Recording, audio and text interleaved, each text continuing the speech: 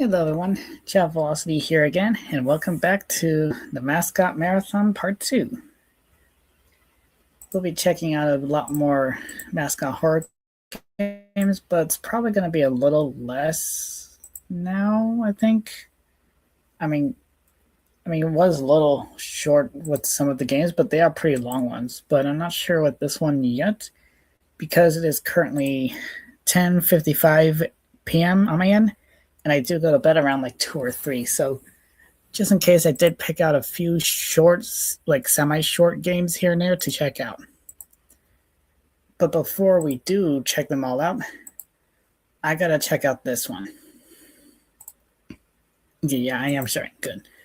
It's Friday Night Funkin', but with the Backrooms, which is a very perfect timing with the Backrooms movie that came out recently. I think I could be wrong, but I have not. I don't know anything about the Backrooms at all, other than it's just like a weird warp into a reality type of situation or something. I don't know. But anyways, let's get right into this mod and see what's going on.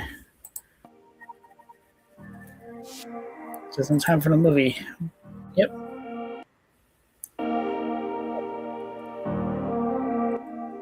Oh, loud. There we go. It's nice to see mods come out on the same day as the thing the mod is based off. Oh.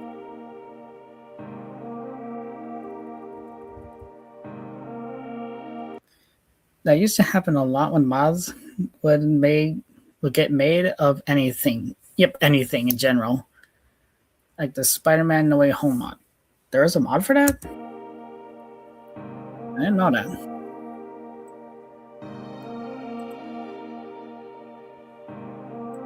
Okay, there's BF.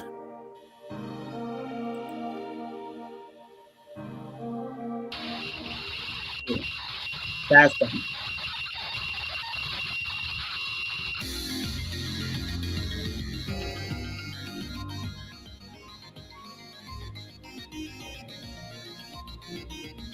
I haven't seen the movie either.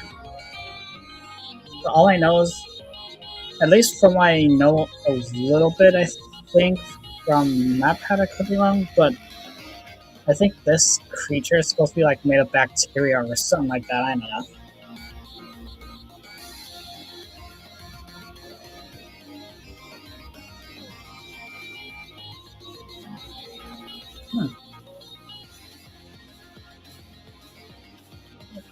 Jackson's movie is produced by Kane Sung.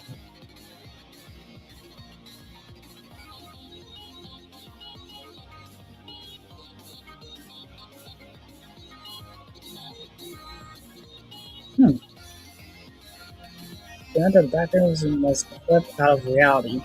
The must have taken the fall, I guess.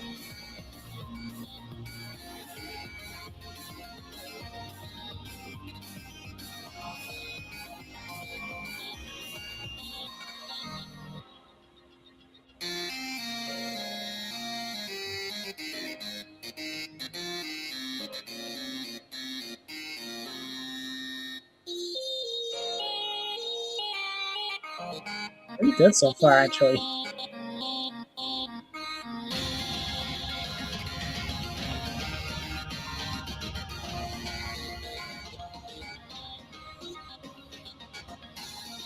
Monster Rage?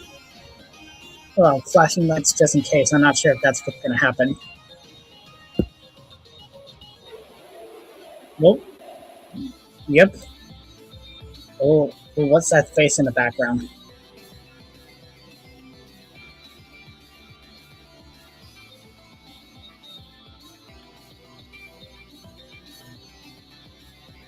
It's like a creepy smile back there.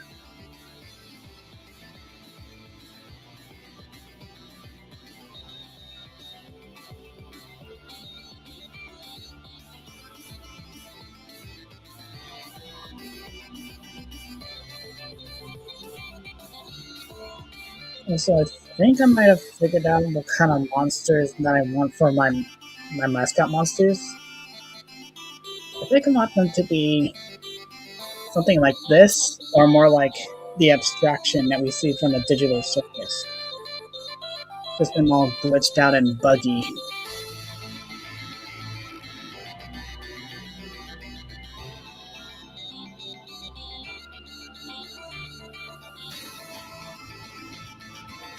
This was a super cool mod.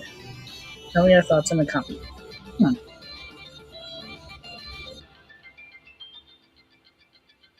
I guess that's it.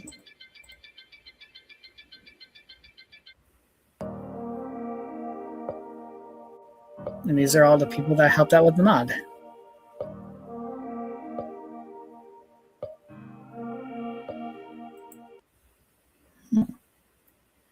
I think it's pretty decent so far, actually. Okay, next up, let's see.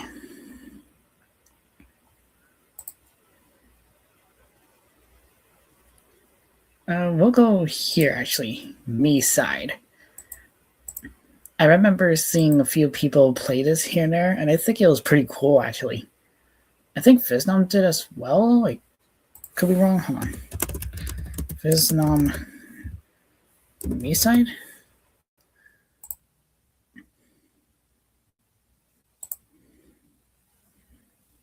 Yeah, I think he did actually. Yeah. Okay, so well, this one is pretty much a full story and ending explanation.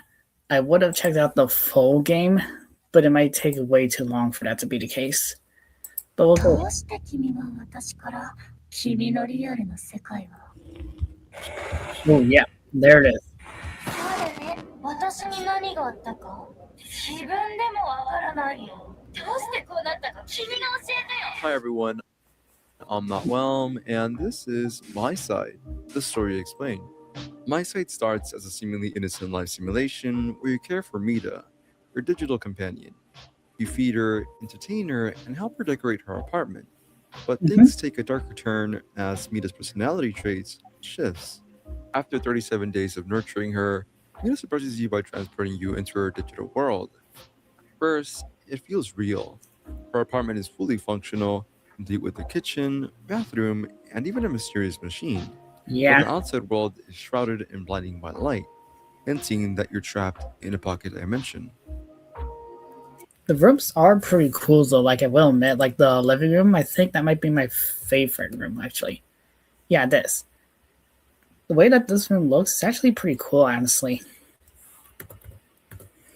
As you explore, Mita's behavior becomes more obsessive. She uses Yep. reality warping powers to alter the environment, forcing you to question what's real. Yep, this is like Zach King in a She nutshell. uses reality warping powers to alter the environment, forcing you to question what's Literally real. Zach King in a nutshell. If you are And there's an ad. But yeah, reality warping. Hey, what's this? Might have to check that out later. Skip. Shield for demeanor hides a dangerous possessiveness. While she asks you to trust her, subtle hints like the cartridges stored in the bathroom vent reveal yeah. that Mita traps players who resist her, turning them into digital entities within her machine. The game's unsettling atmosphere escalates when you begin exploring different versions of Mita's world, from version 1.15 to 1.9. Each version introduces a new type of Mita, Oh yeah, like that cool one was Mita, fine. ugly Mita, and even a Ugh, Mita yeah, dedicated type of Mita, like cool Mita, yeah, cool Mita. I like this one. ugly Mita, Ugh. and even a Mita dedicated to helping malfunctioning versions of herself. These alternate versions reflect different facets Yeah, the of little Mita's one. personalities and hint at her growing instability. The deeper you dive into My Side, the more chaotic and glitchy the worlds become. Crazy Mita is revealed as the primary antagonist, a corrupted version of Mita who traps players in her dimension. She stalks you relentlessly, Oh yeah, this sabotages one. other Mitas, The and chainsaw even right. kills them, only for them to reboot without their memories. Right. You encounter unsettling glitches Oh. and cryptic messages. Crazy Mita's presence looms over every interaction, especially when you discover her ability to convert real people into cartridges. This explains why the vent is filled with cartridges labeled with names. They are remnants of players who couldn't escape. Mm-hmm. The chase sequences with Crazy Mita add to the tension, with her haunting you across versions. Despite her menacing actions, she insists that she only wants to keep you safe, further blurring the line between care and control. Now, let's dive into the different endings and uncover what they reveal about Venus World and your fate. The main story ending. This ending occurs if you refuse to stay with Mita during the chapter The Start of Strangeness. In this ending, you reach the core with the help of Basement Mita, a version of Mita that tries to help you escape. It reveals that Crazy Mita traps players to keep them with her forever. Using tools provided by Basement Mita, you attempt to reset Crazy Mita. After seemingly succeeding, you return to version 1.9, believed to be free, but Crazy Mita reveals that she was never truly reset. In a shocking twist, she converts you into a cartridge, ensuring you can never leave her world. そうだね。私に何があった Yeah, か what's 自 wrong 分 with で me? もわから Beats ないよ me. どうしてこうなったか Why 君 don't you が教 tell えてよ me why I'm どう like して it? 私は味方になれない I'll の never そ be れ real は Mia. 私の暴走 My は version どこにも would 存 never 在しない existed から in the first place. 私はただ無 I'm 知で愚 just かな奴ら spinning の the 顔を nine 狙って scrolls, 彼女たちの皮を破 hiding ってる under だ their けだから skin. 私は There's no リセット way なん you てさ can れない reboot の me. Believable. They're not the problem. You're the one who shouldn't exist.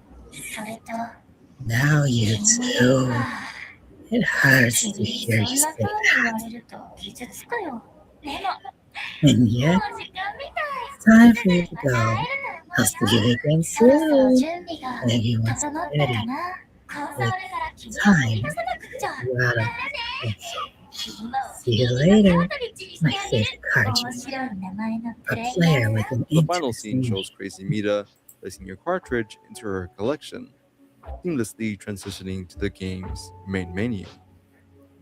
Yeah, I really like the way that they did that though, just like showing the ending that transitions into the main menu.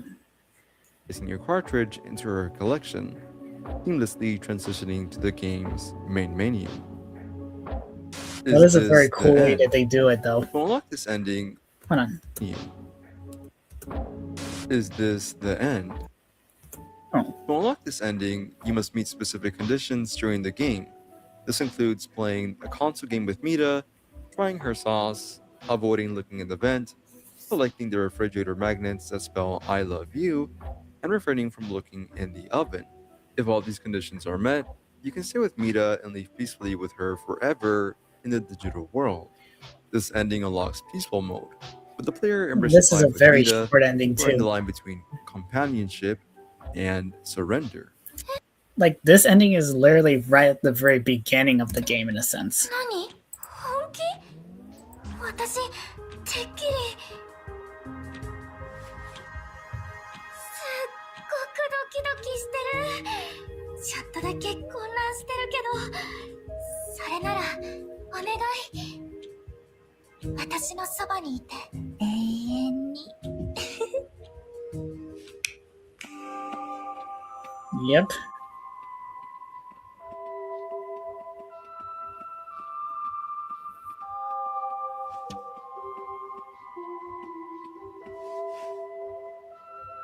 And that's it. That's the ending. That's literally just it. You're trapped in the game by your own choice. The alternate escape. To unlock this ending, you must discover the safe code 4970 and use its contents in the chapter Reboot. With these tools, you bypass Crazy Mita's control and attempt to reset her. However, the true horror of this ending lies in the revelation that you, the player, are the cartridge. In essence, by pulling out the cartridge, you end your own existence.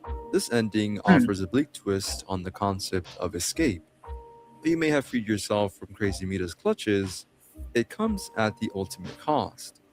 The final moments leave a haunting question. Was there ever a true way out? New Briar Sunday Swirl. There's an ad. But I don't remember that one, honestly.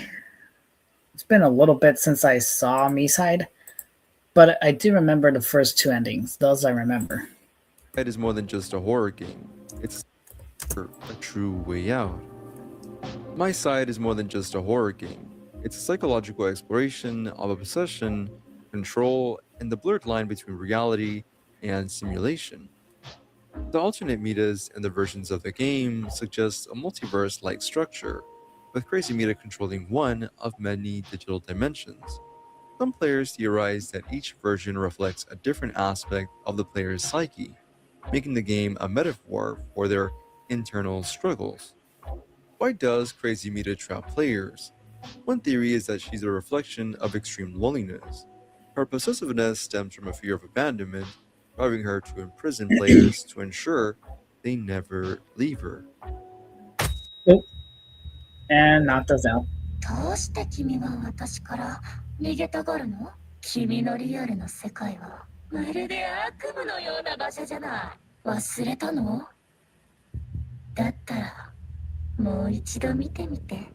The scenes showing the player Oh, this programming for scene, 99 yeah. days suggest they've been escaping the This is real very world problems freaky. by immersing themselves in the game. Meta's manipulation And they just crawl symbolize right the out. dangers of losing oneself in escapism, making the game both a horror story and a cautionary tale. My Side delivers a chilling narrative that blends psychological horror with sci-fi elements. Its layered storytelling, multiple endings, and unsettling atmosphere makes it stand out in the horror genre. But which ending did you get? And what are your theories about Crazy Meta's obsession? Let me know in the comments, and don't forget to like, subscribe, and hit the notification bell for more in-depth story breakdowns. Thank you all so very much for watching, and I'll see you guys on the next one. Oh, Danny's World. That's definitely on a list as well. But when it comes to me side, I definitely want to do something. I want something similar like that. Like it's a psychological horror type of thing where you're trapped in a digital world. Like I want to do something like that for my Mascot horror game.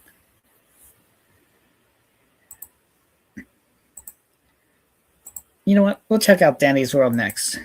This is Dandy's World, a colorful Roblox horror game that hides a dark and tragic secret. Now, you might already know the basic story, perhaps from the great video on game theory. Game In theory. 1984, two founders, Arthur Walton and Delilah Keene, created living tunes from a black goo called ichor. It all ended as it always does, with a malfunction incident that shuttered the park in 2002. The popular theory is that the star mascot, Dandy, was the villain who caused it all. But that's not the real story. The founders and Dandy are only half the picture. The true tragedy of Dandy's World isn't about the founders. It's about the employees they abandoned and the found family they tore apart. This is the untold story of the Toon Handlers. Hi everyone, I'm Matt Whelm, and today we're piecing together the hidden tragedy of Dandy's World. So grab your flashlight, find a friend, and let's unlock the truth behind the Grandview Center. Actually, hold on. Might as well type this in so that I could check it out later. I didn't think Shing. I was trying to read that. It said the founders and something. Wait. Threadville? Might have to check that out. Looks like a Mascot horror. Okay. Behind the Grandview Center. The founders versus the handler. To understand what went wrong, we need to understand the two families inside Garden View. First, you have the founders. While Arthur was a dreamer who believed the show taught companionship and friendship, his partner Delilah was a cold-blooded pragmatist. When Arthur worried about the holiday tunes hiding in corners, sad that Christmas was over, Delilah's response was brutal. That behavior is natural to them. We don't need them interacting. That's a waste of resources. Naturally isolating. Think of it as a good thing. She saw the tunes as products, not people. Of course. She even tried to get one tune, Bassie, cut from the main cast because she was too reliant on fellowship and dependent, not independent. Delilah saw connection as a flaw. But while Delilah was in her lab, the tunes had a real family, the Toon Handlers. These were the 5 employees assigned to care for the main cast. Devin for Dandy, Austin for Astro, Sam for Sprout, Shannon for Shelly, and Veronica for V. And these were the bonds that mattered. We have CCTV footage of Sam McLaughlin, Sprout's handler, putting out a kitchen fire that Sprout and Cosmo accidentally started. It was a chaotic but loving found family. This loving environment was under constant threat from the founders, and the most heartbreaking proof we have is a piece of CCTV footage showing V and her handler, Veronica. In the video, Veronica breaks the news. Delilah and Arthur are planning a V version 2. V is terrified. She panics, saying, "Do I really need an upgrade? I'm almost as recognizable as Dandy. What will change? I'm more than my code." This is the moment a living, breathing being realizes her creators see her as a disposable piece of software. And what can her real family, her handler, do? Nothing. Veronica is just an employee. All she can do is say, "We can try and change their minds. I'll help you best I can." This footage proves that handlers were the only ones who cared about the tunes, and they were completely powerless to stop the corporation from breaking them. That does make sense, actually. The founders versus the handlers. But wait, wasn't Arthur a good person or something? Wouldn't he be going against Delilah or something like that? This powder keg of corporate abuse and emotional trauma finally explodes on June 24th, 2002. The malfunction incident. The entire center is shut down due to a lack of safety regulations and recent allegations. The news report even states that when the co-founder Arthur Walton was questioned about the incident, he chose to remain silent. But behind this public silence, the founders were imploding. We find a note from Arthur to Delilah, written after the incident. It reads, "Delilah, we need to talk. I know you've kept reassuring me that what had happened wasn't due to anything you had done. You had to have known this could have happened to him.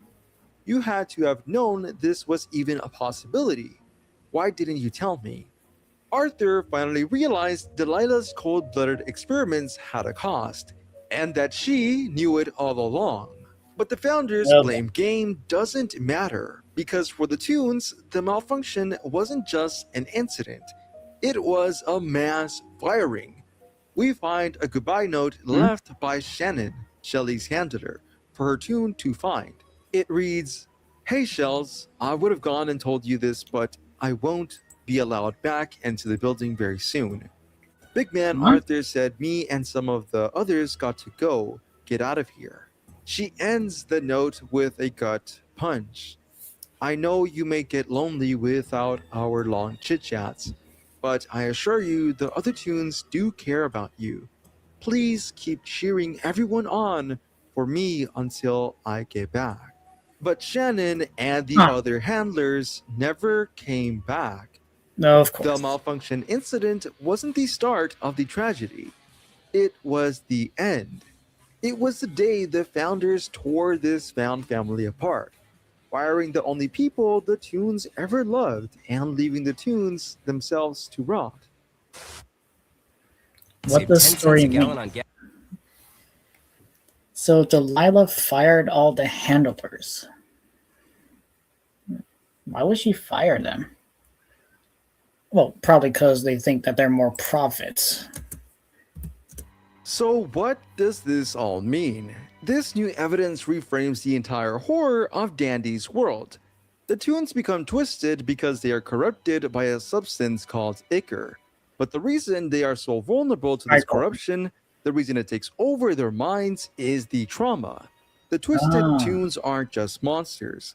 They are a physical manifestation of that unimaginable grief and loneliness, still waiting in those dark halls for a family that will never come back. They were abandoned. Their real parents, the handlers, were ripped away from them in a single day. And in their place, only the cold, uncaring founders remained, the very people who saw them as disposable.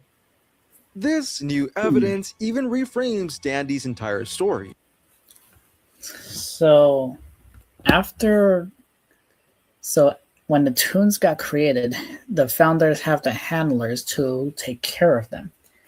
But since the founders fired the handlers, the tunes got traumatized, and their own fear and trauma made them corrupted this way, I guess.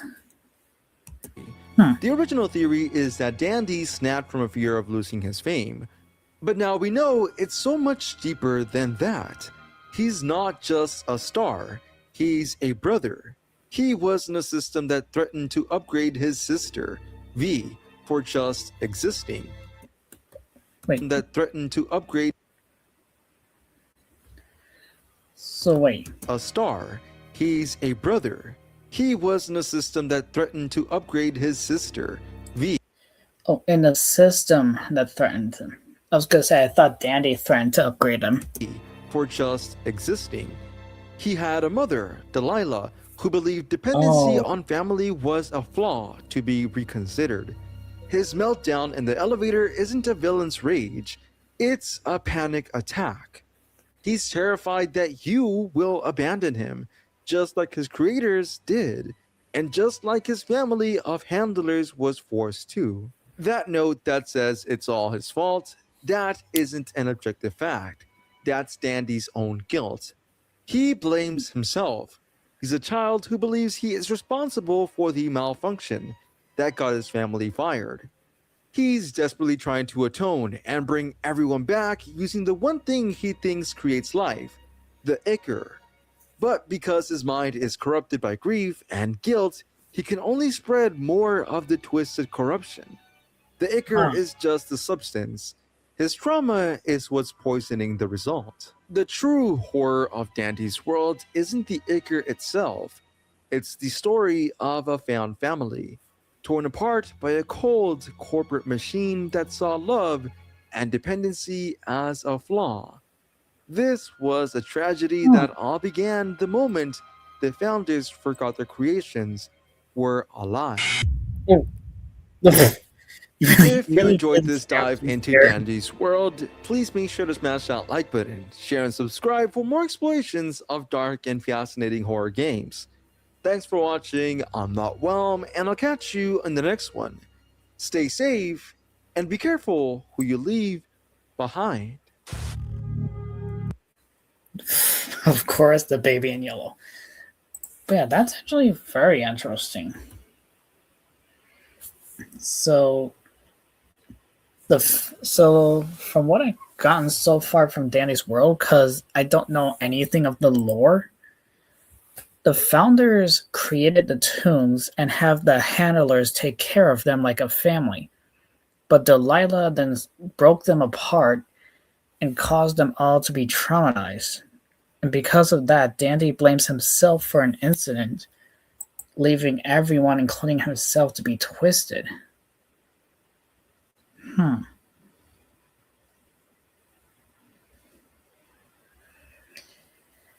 Okay, that's actually really interesting.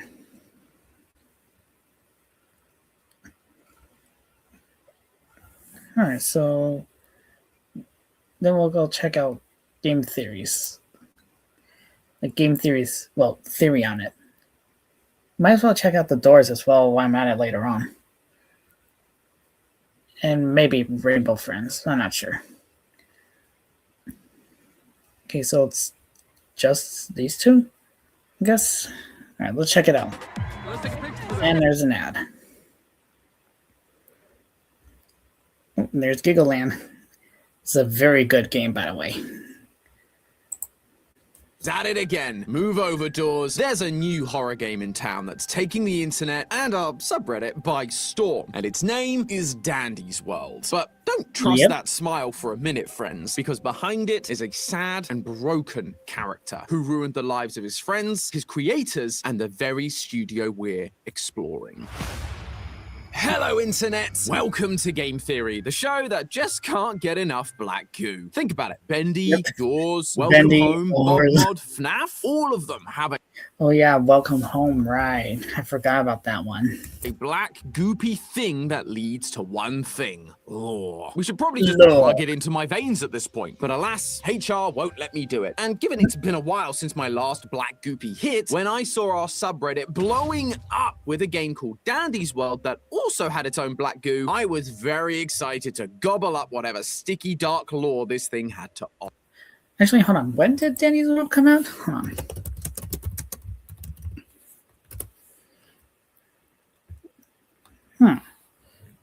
June 14th, 2024. So it's about to be 2 years old soon. Really? That's weird, honestly. I honestly thought it was like 4 years old, probably. Offer. On the surface, Dandy's World is a multiplayer survival horror game on Roblox. The game itself takes place in an abandoned educational center and museum called the Garden View Center. We play as these little creatures known as toons. Our job is to hop into the elevator with some friends and complete various tasks while collecting items that can be traded into the lead character Dandy to unlock even more toons to play as. But as you might expect, we're not the only things creeping around these empty halls. The deeper we go, the more we start to get a sense of what happened to this place once filled with the sounds of children's laughter and joy. What happened to this beloved place to shutter its doors, and why it has suddenly come back to life with evil versions of the toons known as Twisted that are trying desperately to stop us, dripping with that delightful black goo. Oh wait, they did mention that they want to replace them with 2.0s. So are we playing as the 2.0s while being chased by the original versions? It's trying desperately to stop us, dripping with that Maybe. delightful black goo. That'd be There it interesting. is. Nom, nom, nom, nom, nom, nom, nom, nom, nom. Oh, that's the good stuff. So, step into the elevator, loyal theorists, because we're going to get to the bottom of what's really going on in Dandy's World and its smiling rainbow flower mascots. The history of the Garden View Center actually starts with this note that you can find if you don't die to the... Yeah, exactly. Like, remember in the last stream I did literally today, where I mentioned that if we had documents, they should have dates and times and all that? This is what I mean. We definitely should have stuff like this so we could get the lore to be understood. various Twisteds chasing Without you around being the various complicated. floors. It's an application for a business loan dated 1984. From this, we can see that the Garden View Center is the brainchild of two young visionaries, Henry Stein and Joey Drew. Wait, no, I meant Really? Delilah Keene and Arthur Walton. Although the connections between these two and Bendy definitely keep going. Thanks to a note sketched out by Arthur, we can tell that he was the one who originally designed the look of the toons. As for Delilah, she was a bit more sus. After seeing the sketch of the lead character Dandy, she writes back to Arthur saying, What about the others? You said he had friends. Yes, I'll need them. Respond ASAP. By the way, out of coffee. Get more. Also ASAP. uh-oh. If she's anything like me without my morning coffee, things are about to get real bad. Even Or who knows, maybe replace the coffee with the iCore. worse if she's like Santi. But despite the clearly ominous language, Arthur doesn't seem phased, saying, You've never failed me before, Delilah. Then, in a recent update, the developers added these portraits of Garden View's two founders. Arthur is dressed to the nines, I tip my hat to you, sir, and Delilah is covered in black goo. See, Arthur, this is how it starts. And then you decide to leave, and your business partner creates an inky dimension inside their apartment, which is meant to house an inky version of you that they can torture for all eternity. It's a tale Really, as old as Bendy. time. Although this black goo is a little different to the living ink from Bendy. It's called iCore. And not only can we find this black goo all over the place during the game, but when you get caught by a Twisted, your toon explodes into the stuff. It's almost like the Roblox PG safe version of blood. And the name certainly lends Yeah. itself to that line of thinking. iCore isn't just Of course. But yeah, that does make sense because Roblox is supposed to be for kids. But still, I've heard a lot of bad things about Roblox as of recent. a word. It comes from what is very quickly becoming my favorite thing to talk about on this channel. Say it with me now. Greek mythology. I wonder Greek why there's so mythology. much of this in indie horror these days. Probably a theory for another day. So make sure you ink splat that subscribe button like your life depends on it, because it just might. Anyway, the ancient Yes. Greeks believed that instead of having blood coursing through their veins, the gods had a mysterious substance known as ichor. They also believed that if a normal human were to come into contact with ichor, they would die instantly. So that's it. Ichor is just the blood of the toons? Oh no, my friends, there is a lot more going on here, because iCore is also this game's form of currency. We collect more and more of this stuff as we descend further into the levels of the Garden View Center. But what do we use this precious iCore to purchase? More toons to play as from Dandy's shop. Almost as if iCore isn't just the blood that's coursing through them, but it's actually what is used to make the toons. And given the notes and photos we found from earlier, while Arthur was the one who originally designed the toons, it was Delilah who brought them to life using the iCore. I guess it really is just the ink machine after all. And similarly, it has an unfortunate side effect. You see, as you play and encounter more of the Twisted Toons, you unlock research that gives you more lore about each character. Several of the research entries mention that it's the iCore, and more specifically being overcome by iCore, that turns these happy-go-lucky toons into the twisted monsters they are now. That also explains why all of the Twisteds can be seen with iCore pouring out of every orifice. They are literally so full of the stuff, it's leaking out of them. So then, if this stuff is so volatile, why make toons to begin with? As I mentioned, Arthur and Delilah... Well, I mean, pretty much what other Bendy or Poppy Playtime or any other Mascot horror games would do.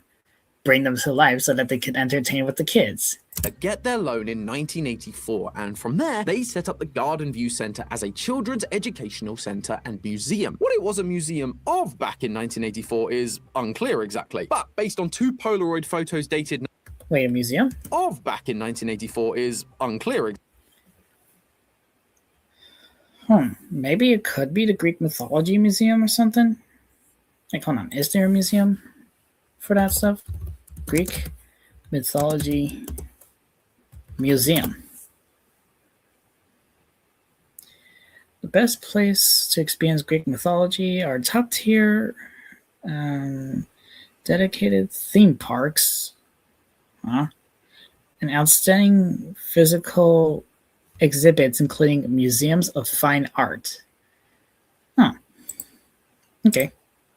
Exactly. But based on 2 Polaroid photos dated 1988, what is clear is that these characters were originally designed as a selling point for the center. Unlike other attractions, the Garden View Center didn't have just people in mascot costumes or cuddly animatronics. They had living, breathing versions of the toons that kids could come and meet. We all know how well that goes. Although it appears as time went on, these characters became popular beyond just the center. Despite this place looking abandoned for years, there are a bunch of posters still lining the walls that give us some interesting details. First off, they made me realize that my own office walls were somehow looking more barren than an abandoned facility, almost as if someone had come and stolen everything before I moved in. Thankfully, our good friends at Displate saw my plight and offered to sponsor New Briar Sunday. Come on, I was gonna skip the sponsors, but now we got more ads. What do we use to block the ads? More ads.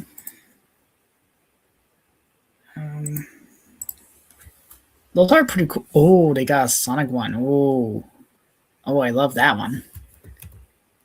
Okay. this video, but it's probably about time we get back to what's lining the walls of the Garden View Center. In every corner of the Garden View Center, there are CRTs playing a TV show full of lovable toons who might look a little familiar. There are also posters of the different episodes of this show, along with the dates they originally aired, hung up on the many walls of the building. Ooh. This show is Dandy's World, and the earliest date we see for the show is for the episode Snowy Adventure, which aired on Christmas 1990, 2 years after the earliest date we know these toons to have existed. Actually, hold on. Do they have dates on actual posters? Hold on. Cartoon posters.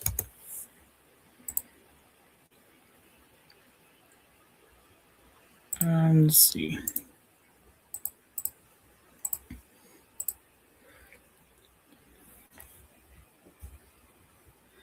Okay, this Mickey Mouse one doesn't have a date, but it did have the company that made it.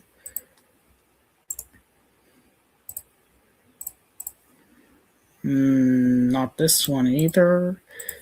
Hold on. With dates.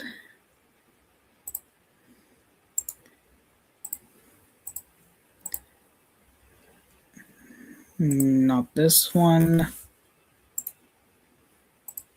Oops, wrong button. Not this one either. So either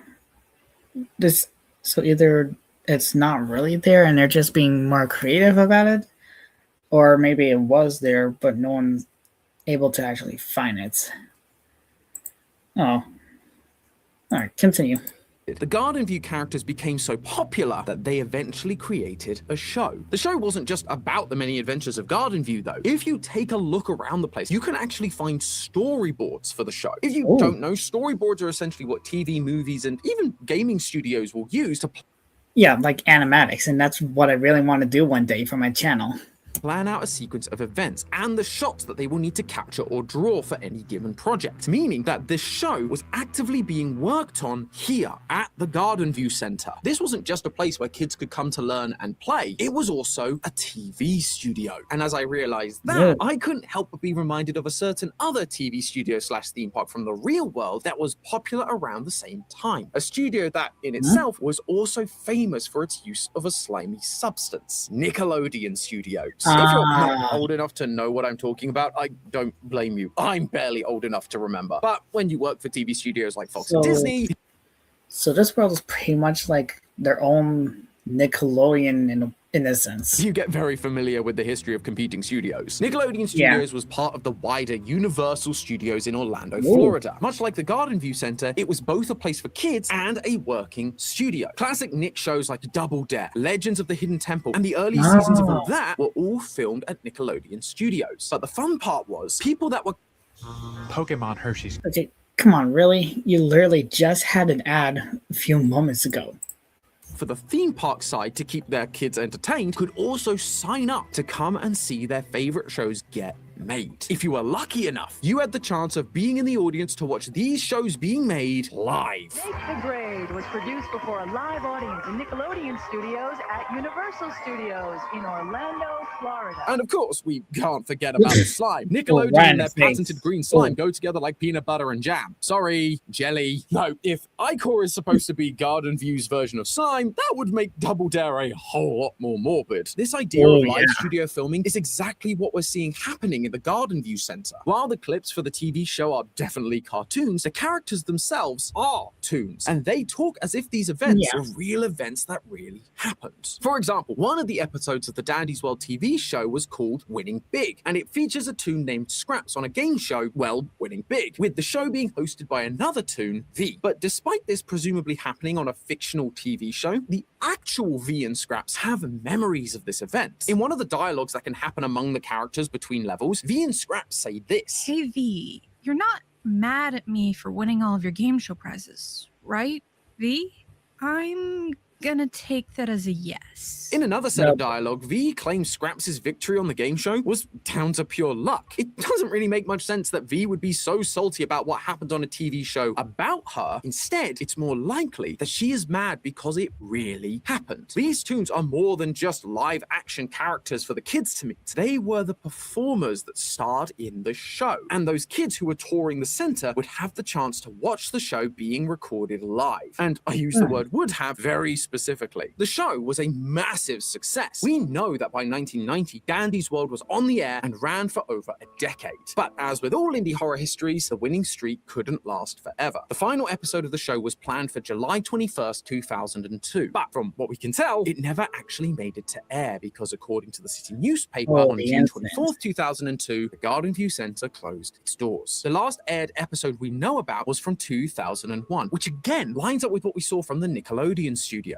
The studio began to lay off staff that same year, 2001, and the game shows being produced there had production halted, while Nickelodeon Animation continued in other locations, which is another reason why I feel like Dandy's World was being produced as a live action production. If there was just another animated cartoon, we'd likely see remnants of the show still going on, but as it stands, the show stopped at the same time the studio did. However, compared to Nick Studios' closure being due to the heavy shift in animation and the increase in shows needing to be filmed in Los Angeles, Garden View's closure, which they should bring back, by the way, because sure, SpongeBob is still around to this day, and we did get a new reboot of Fairly OddParents, but we still need all the old school shows back. Like, those were the good old days before we had to grow up and face reality and all that junk. Garden View's closure was a little more mysterious. According to that same newspaper, it was shut down due to a, quote, malfunction incident, which, as we all know, is indie horror corporate speak for our creation turned on us. No way.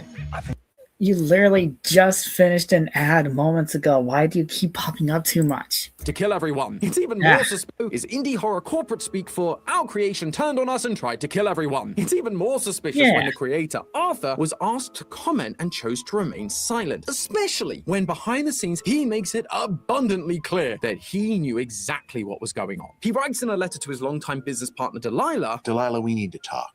I know you've kept reassuring me that what had happened wasn't due to anything you had done. You had to have known this could happen to him. If you did, why didn't you tell anyone? Why didn't you tell me?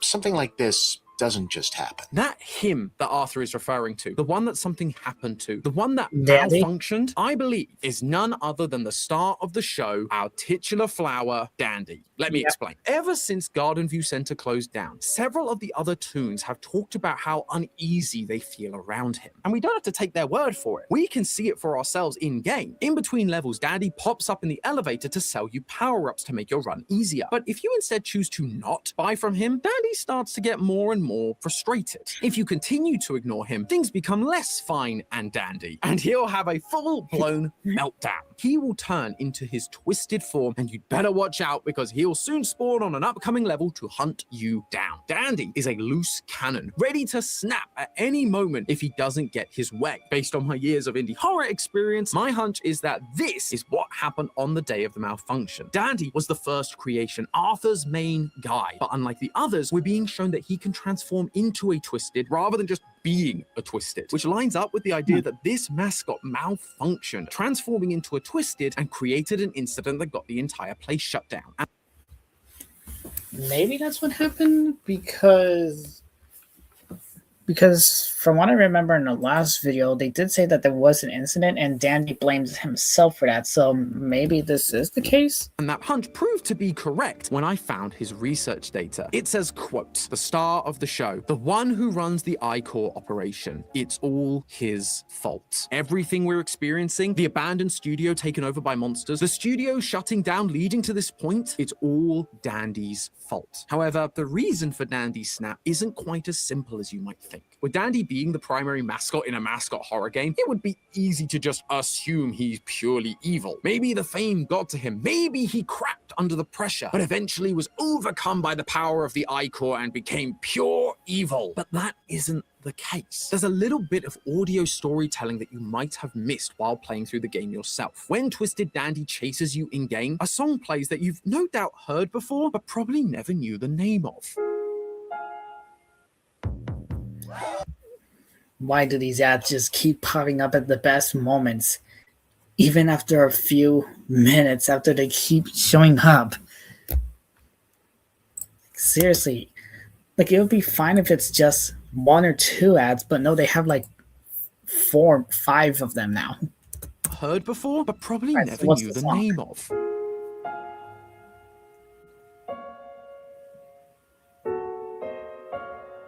This song is called Claire de Lune, and it's based off an 1869 poem by Paul Verlaine, a poem about someone who looks happy on the outside, but deep down is sad. Quote, playing the lute and dancing and all, but sad beneath their fantasy disguises. This song is telling us what Dandy and also his friends are. They are these picture-perfect, happy, smiling toons performing for the joy of others, but deep down, they're sad. And they're sad because of what we saw during the Christmas update last year. So they're pretty much masking in a sense. According to another set of letters, after Christmas had passed, some of the Christmas-themed toons were doing the whole Blair Witch thing and hiding in the corner. Delilah's response was basically, Christmas is over, just throw them into storage till next year. Even though the toons are alive, they were being abused by their handlers and treated like props. Only good for the thing they were made for. Like literal Christmas props too. Over, just throw them into storage till next year.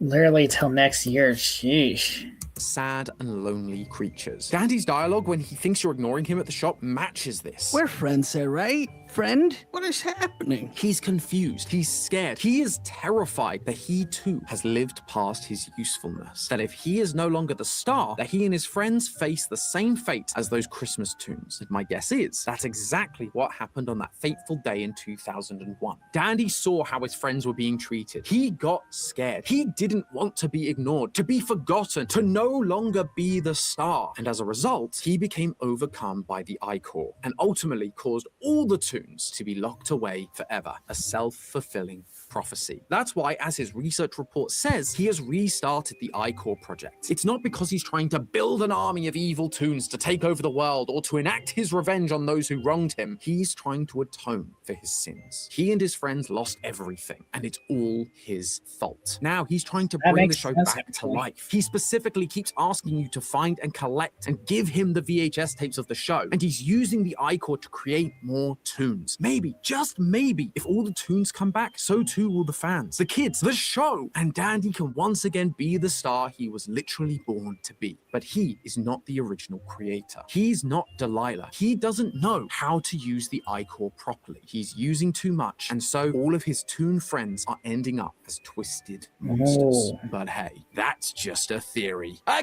game theory. Thanks for watching.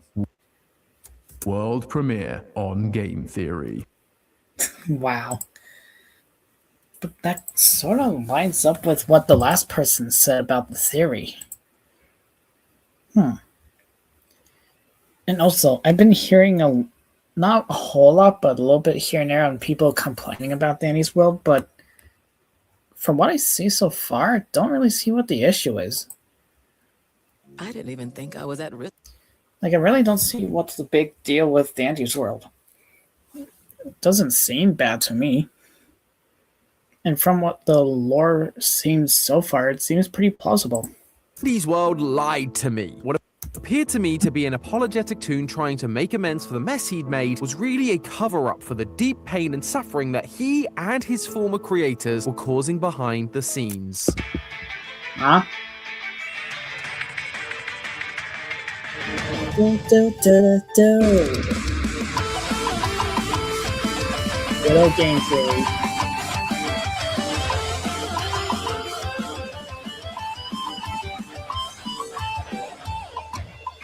Hello, Internet! Welcome to Game Theory, the show that's about to burst with black goo if you don't subscribe. Okay, that was weird. I'm telling you, black goo can do some weird things to you. We've seen it across many indie horror franchises, but it's never been more true than it has for the Roblox game Dandy's World, a survival game about an abandoned museum and TV studio called the Garden View Center. Created by two young visionaries, Arthur and Delilah, in 1984, they were able to create living, breathing cartoon characters through the power of a mysterious black goo called Ichor. Unfortunately, this very substance is also what causes the toons to turn into their evil counterparts, called the Twisteds. Larger, more deadly versions oozing with the black substance. The first instance occurred in 2002, labeled as the Malfunction Incident, and since then, the facility has been shut down, leaving Dandy and all of his toon friends abandoned, locked away in the facility. Last time, we theorized that our lead character, Dandy, was the one responsible for the incident. He was the first to turn into a Twisted, and is now trying to make amends by reviving his friends with Ichor in order to bring the show back, only for it to go wrong and turn all of the toons into Twisteds. But it's been a whole year since that theory, and since then, Dandy's World has been chugging along, adding more updates, more characters, and of course, more lore. And all of these new updates have shown us a lot more about what's really going on with the toons in the Garden View Center. Now, this isn't the story of one regretful toon's attempt to make things right, but instead carry on in the narrow-minded footsteps of his creators. So hop in the elevator with me, theorists, as we begin extracting the mysterious dark lore of Dandy's World. One of the first updates that was added to Dandy's World was a video that is running on a CRT in the new warehouse floor. First off, who's got time to look at TV screens when trying to escape monsters? Me, that's who, because that's where the story is being told. The video is of Delilah talking to the main man himself, Dandy. She's asking about Dandy's breathing issues, and Dandy expresses his loneliness, to which Arthur reveals they brought to life his pet rock, Pebble, and that more friends are coming soon. But during that section, Arthur says Pebble is just just like the show. Before this, our understanding was that the TV show began airing after the tunes were made. The earliest date we had for the show was 1990, but this tape is recorded in August of 1987. You combine that Of course, Freddy's magical number. What? But let me double check this. 1990, but this 1990, 1987.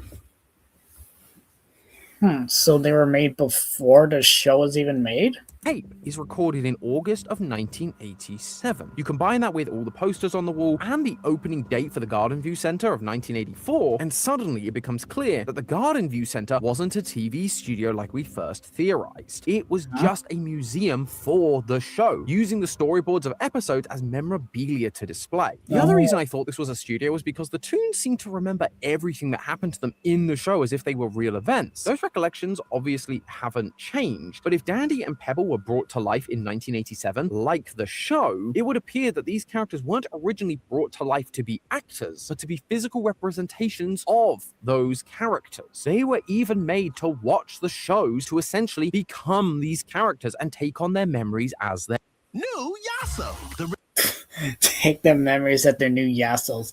But still, I really don't know why these ads So that's one mystery. Essentially become these characters and take on their memories as their own. So that's one mystery very quickly solved, but let's be honest, we're here for the new mysteries that are coming out. And from this point on, update after update dropped with new tunes introduced each time. For the Easter update, a new floor was added along with some seasonal tunes like Eggs and the Egg, Flight the Butterfly, Coco the Chocolate Rabbit, and Bassie the Easter Basket. Huh. But these characters aren't just So up those their are- eyeballs. Oh, so those are the Easter characters. Oh.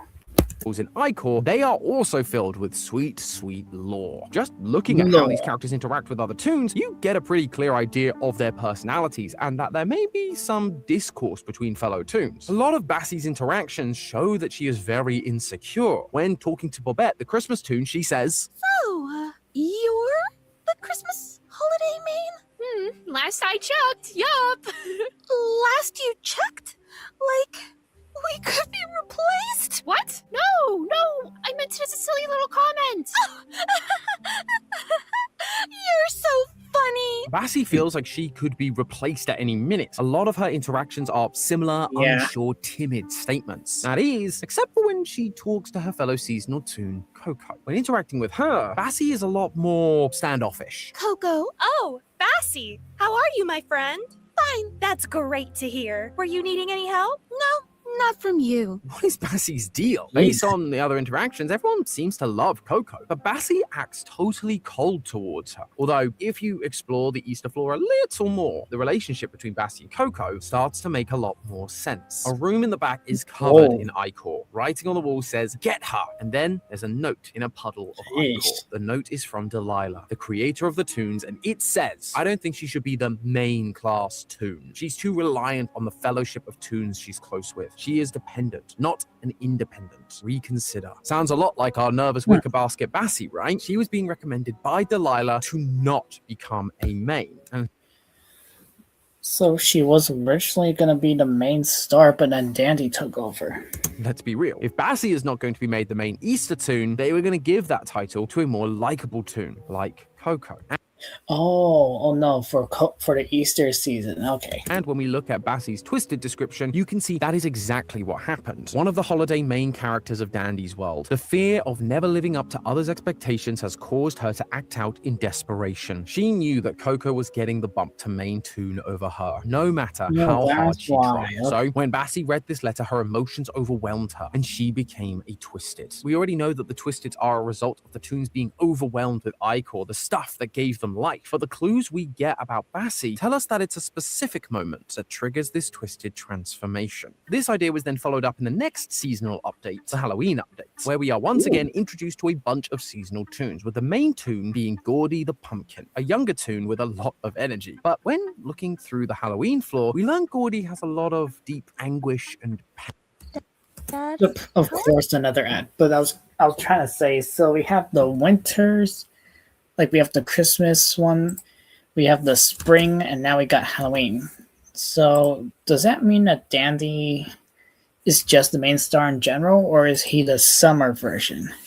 Halloween floor, we learn Gordy has a lot of deep anguish and pain. One of the walls has a big hole broken through it, and inside is Gordy's room. On the wall are drawings covered in Yes, that's ichor it. and writing that reads, "Why can't I remember their faces?" Looking closely at the drawings, there's a pumpkin holding the hands of two bigger figures. Gordy is also noted as being a younger toon, so these figures are likely his parents. Is he struggling to remember them because they were never in the show and so weren't part of his memory installation process? Or is this happening after the place is shut down? And without a show to constantly remind himself, he's forgetting crucial parts of his backstory. Either way, it leads to Gordy becoming obsessed. He tells us how he begs Astro to make him have the same dream, but Astro refuses. I used to ask Astro for the same dream every night when we got to see each other on season, but he told me I can't ask for specific dreams anymore. He said it got concerning. Like, what? No way. I just, the two of them,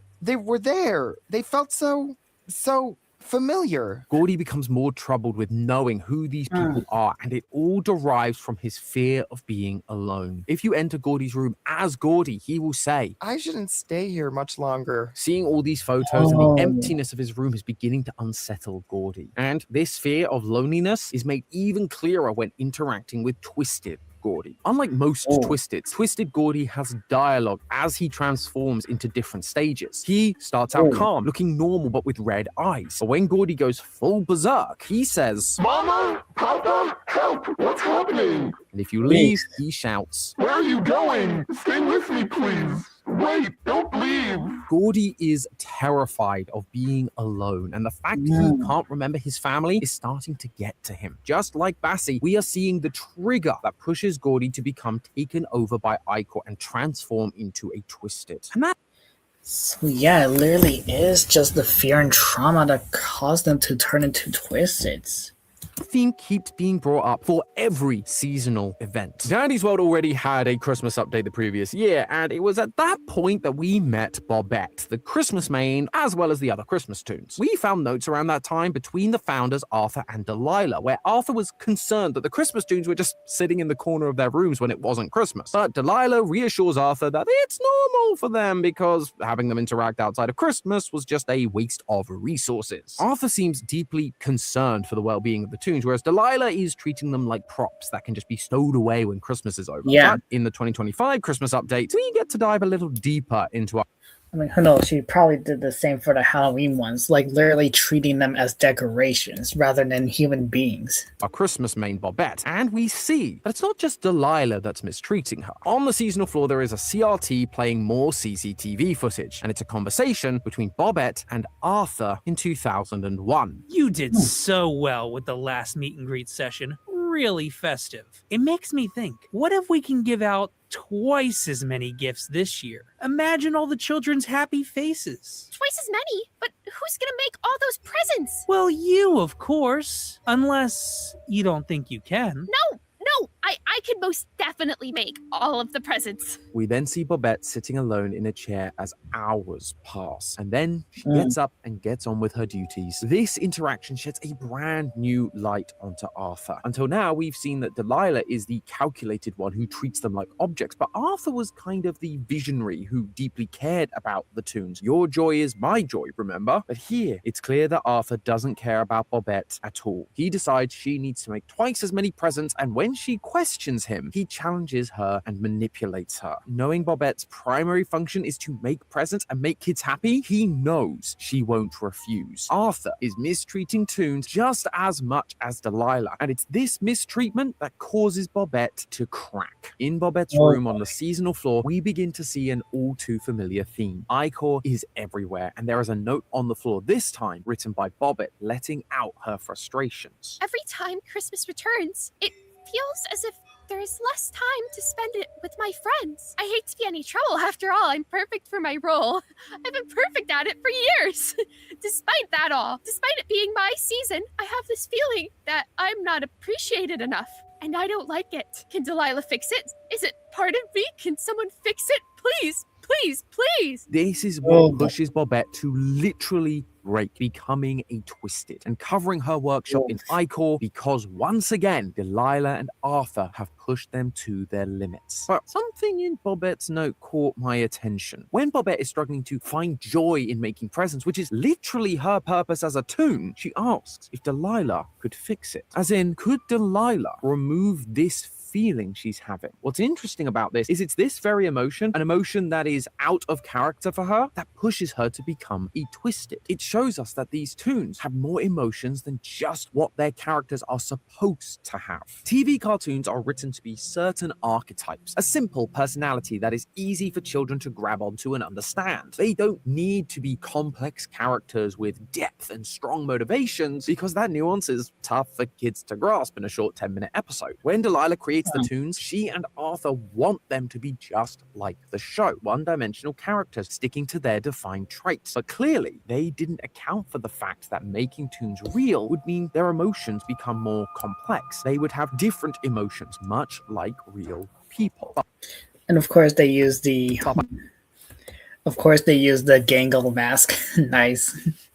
But by pigeonholing them, trying to force them to fit these molds of their cartoon counterparts, it's causing the toons to snap. Bassie is supposed to be a kind and helpful toon, but when she becomes jealous of Coco, she turns. Gordy is meant to be a young, happy toon, but when he starts to feel loneliness, he is overcome. Bobette is meant to be a joy-giving, present-making toon, but when she wants more than that, to spend time with her friends, she too breaks. Another toon, Shelly, is usually happy-go-lucky, but her handler reveals to us that she's insecure.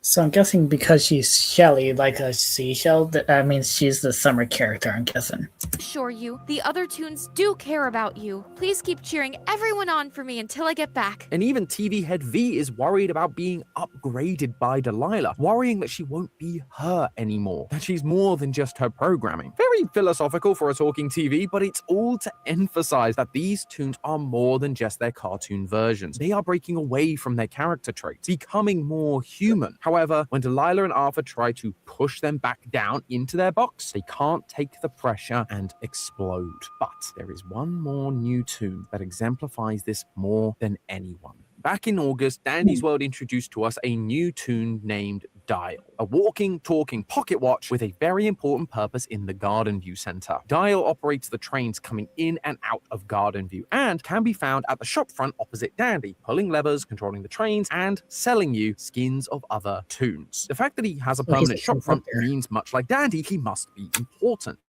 And if you gossip to Dandy about Dial, he will tell you. It's great having Dial around. He helps me out with certain things. He's sort of like a little assistant. Oh, Dial, like a time dial. Okay.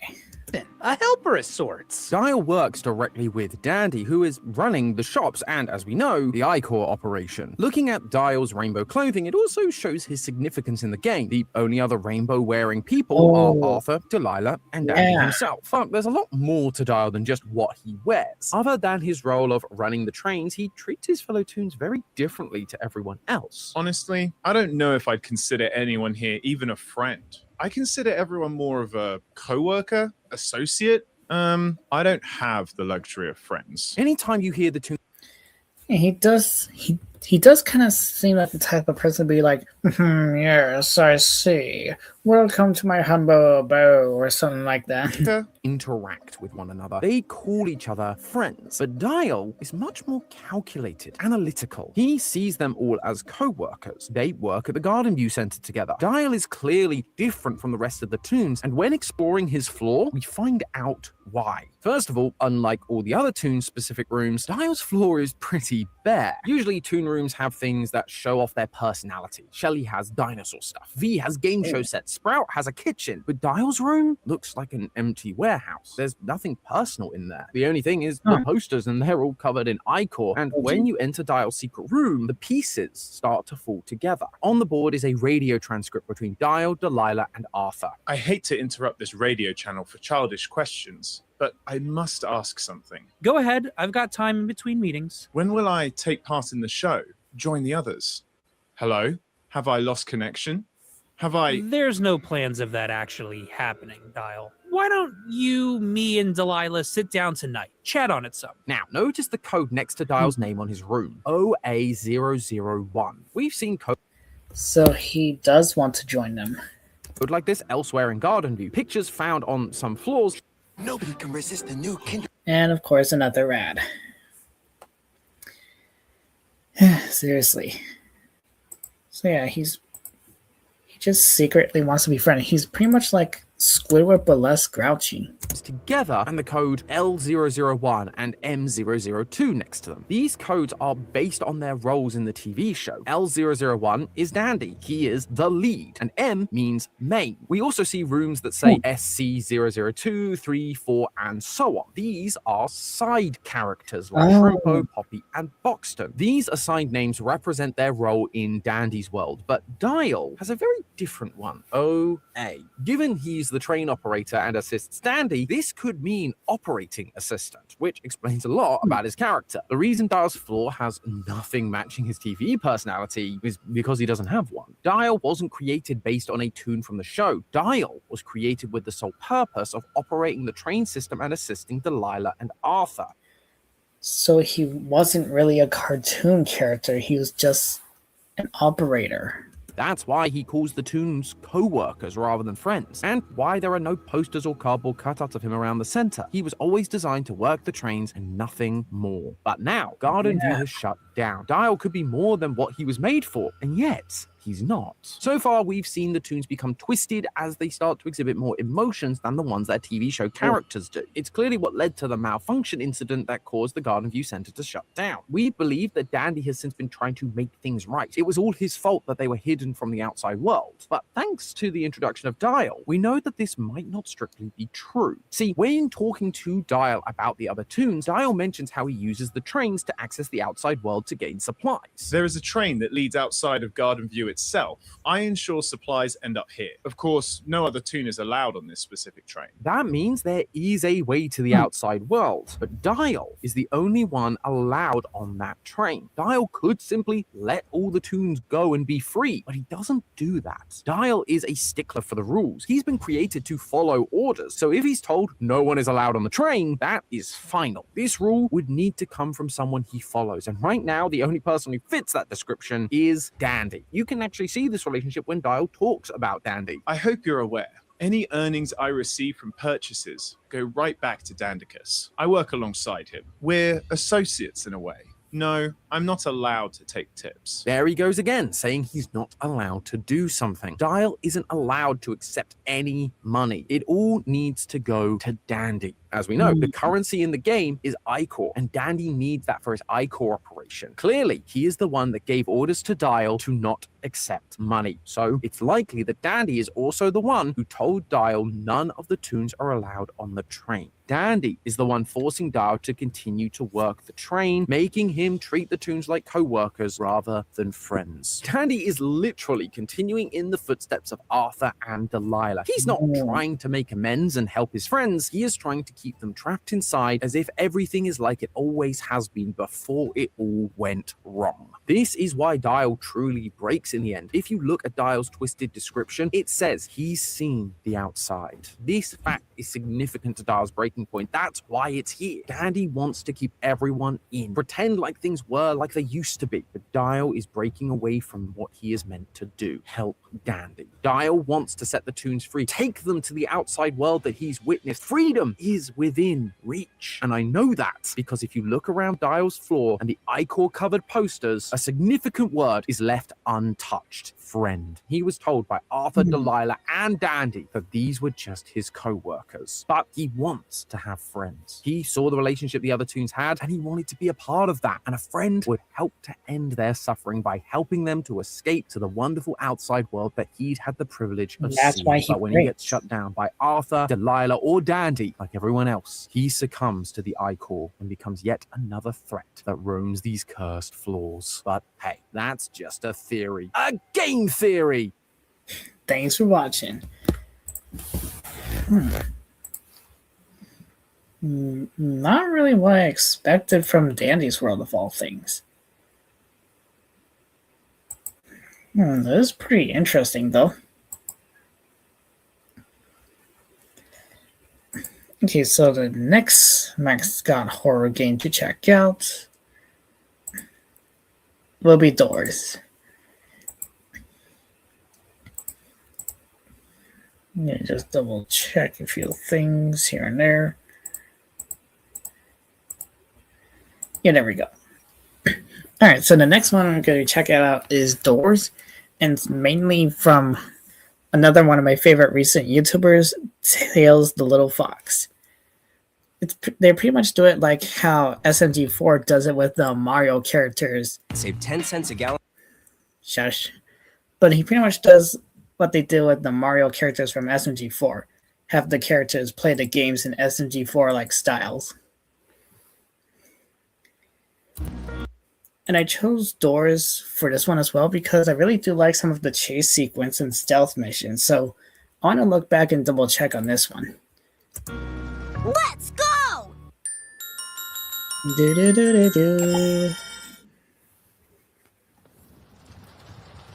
Actually, hold on. I could be wrong. I think they made another video recently. Yeah, they did a few times here and there. So yeah, I definitely plan to watch them all later as well.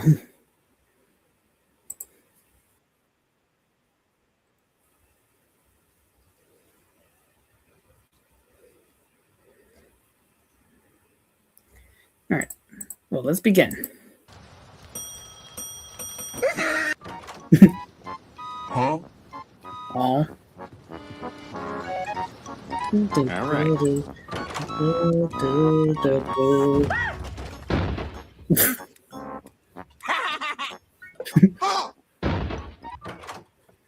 What? Oh, you gotta hide.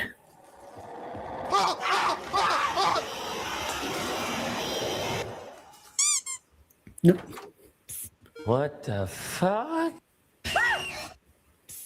Hey, stop it. Stop it. You stop it.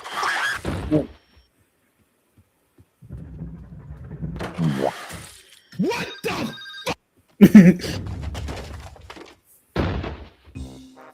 Actually, if Blitz is seeing this like he was in the last stream today, maybe you could try something like this as well. Like have the SNG4 style characters playing games like this.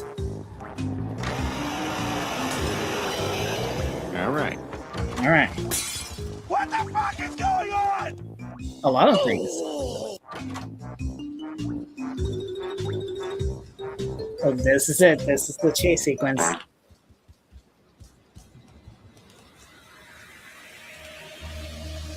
And go.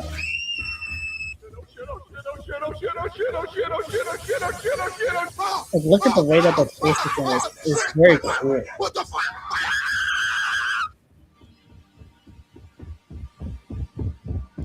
And no, you get out.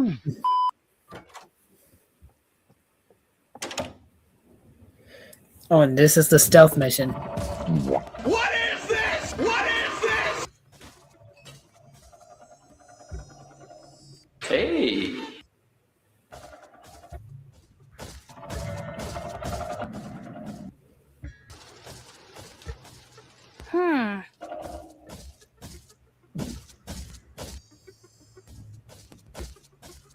Right.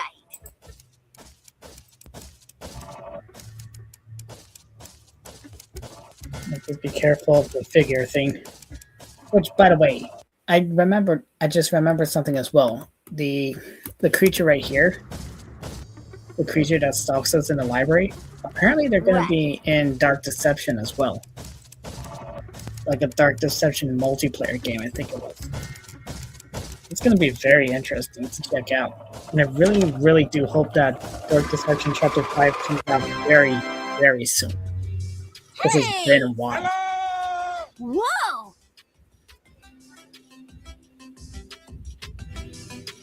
Huh. Yeah, right. Should I add a little shop to my Mascot horror game? See you later! I don't know. Might have to think on that part later on when I write the scripts. Oop, and you're dead. Oh, hello. It's you. Yeah. Yeah.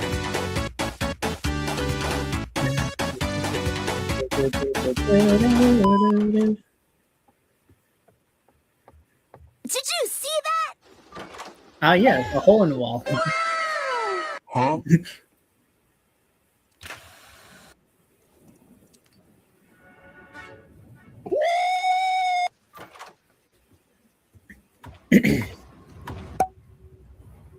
Oh yeah. I also hate this part here. Like, it's cool that you can open the drawers, but I hate it because you never know when a tiny little spider will hop out and crawl on your face. Like, ugh. Hate that part. We good, boys? And there's another ad. But yeah, other than that little spider thing, I really don't mind this game. And I don't even play Roblox at all. I just think it looks cool visually.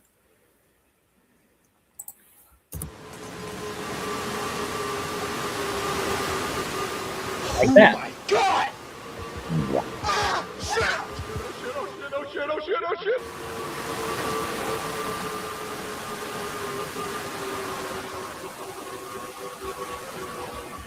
Yeah, you have to be careful not hiding in there too long.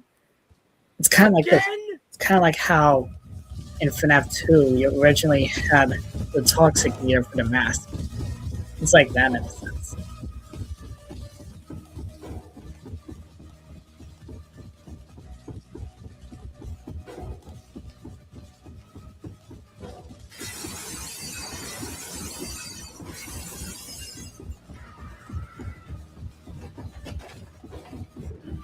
And safe.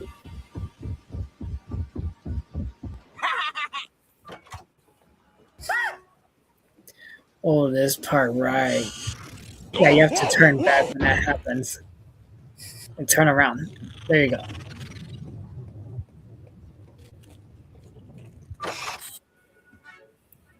Yes! Oh my gosh! Oh. Mario getting good at this game.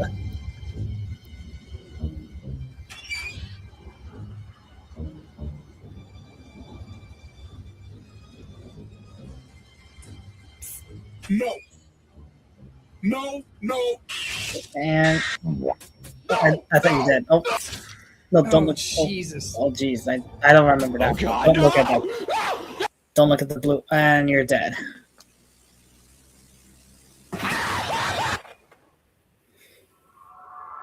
You are dead. Not big surprise.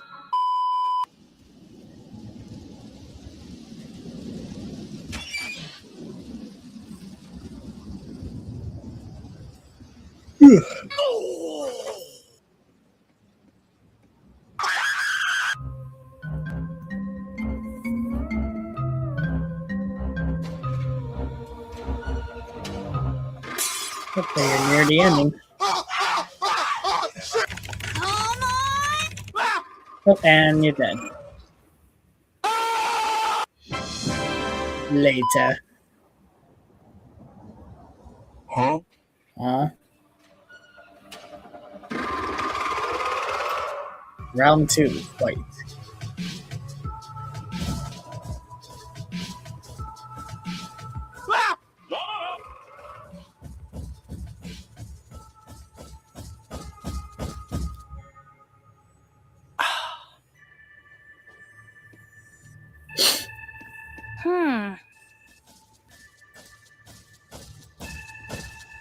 Uh-oh. Robo Raggy, I see a roast.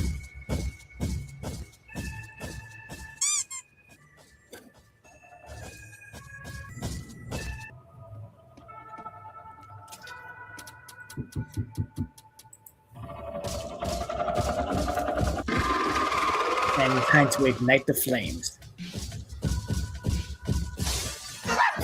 He just fell out the window.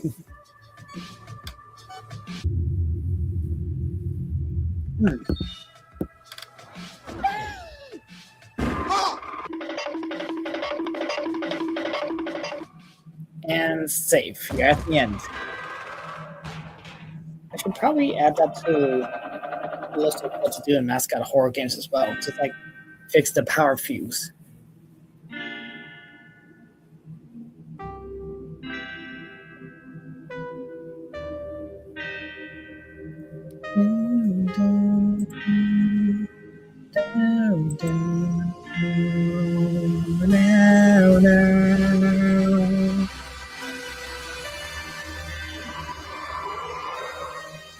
Like keep in mind for those who are new to this type of game, this is all made in Roblox. Like I still have no idea how people in Roblox are able to make stuff like this. Okay, next up, you're going to the mines. Blue Bunny soft. And there's an ad. But yeah, I still have to check this one out. Roblox The Outdoors. Like, that's a brand new one to me as well.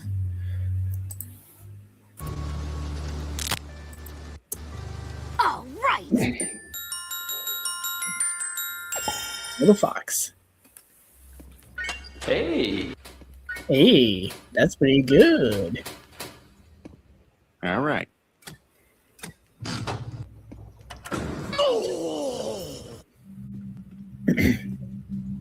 Huh?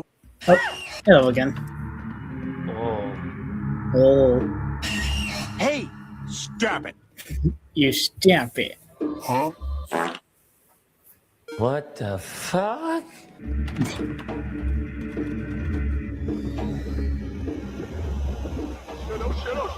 Oh, you gotta hide, you gotta hide.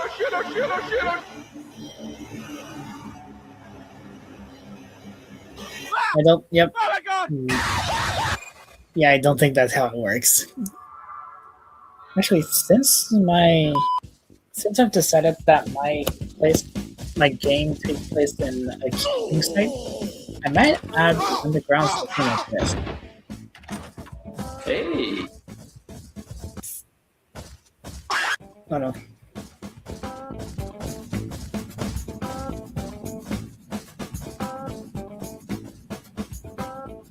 All right.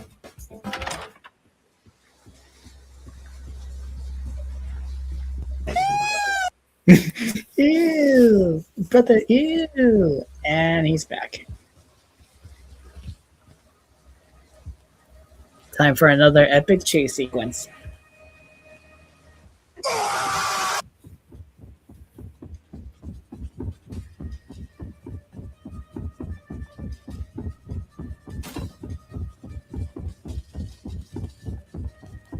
Yes! Oh no. And somehow you land safely in a minecart.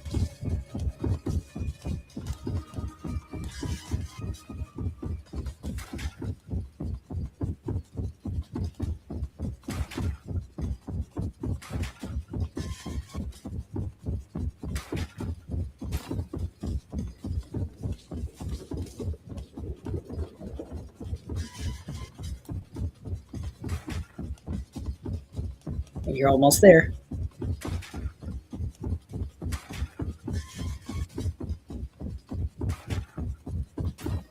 And safe.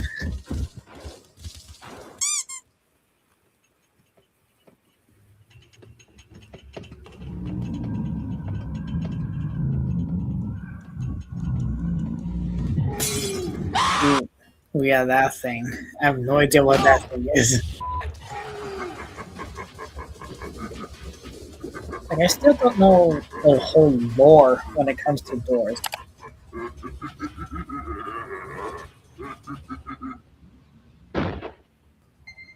I might have to check out Game Theory's videos on Yeah, Roblox right. doors.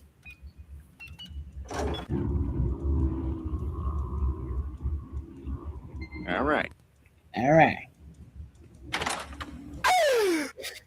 All right, all right, all right.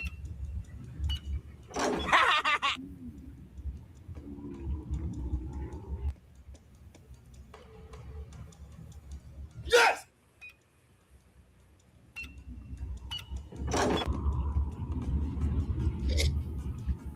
Oh, hey, Pika.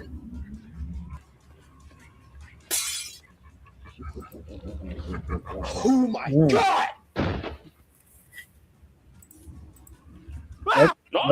Welcome to the Mascot Horror Marathon.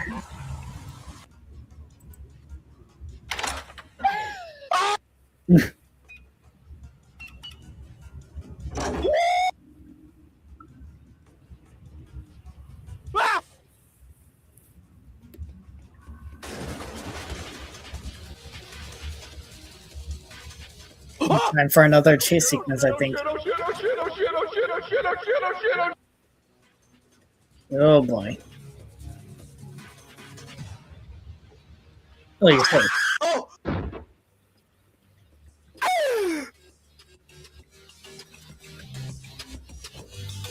I don't think I could try to add a little gift shop to my Mascot Horror.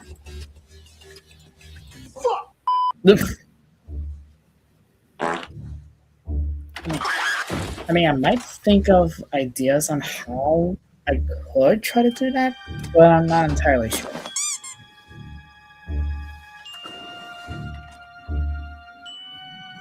Again? Yep, it's the figure again.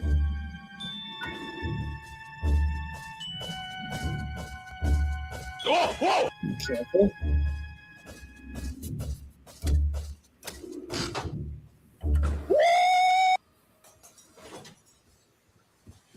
Wait a minute. Again? Yes, again. Time for another chase sequence.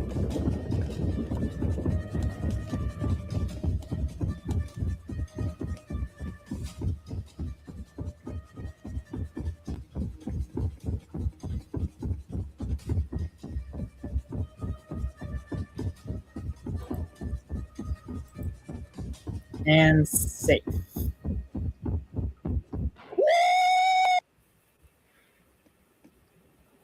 Ooh.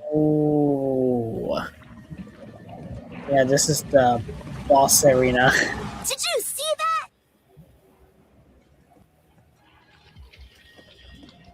No.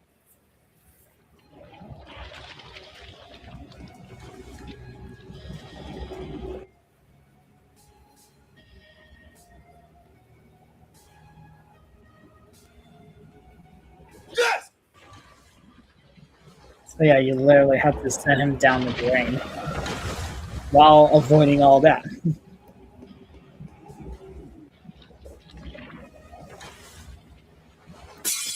Oh no. No! Oh, you're probably dead.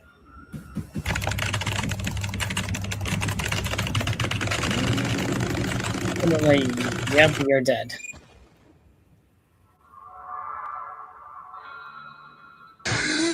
See, that was a trap? I don't know what that is. Oh, you're dead. Yep. Damn it! And now he's with friends.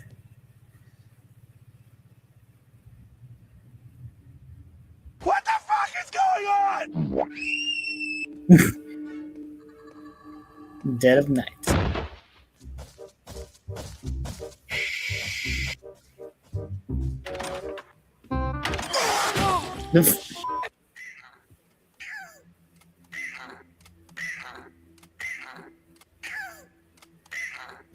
Literally everyone when they try to kill a spider in their house. No! No! No!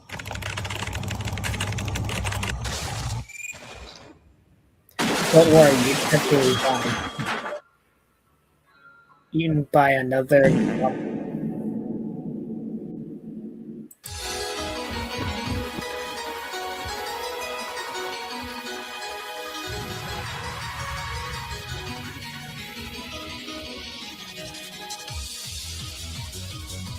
Montage time!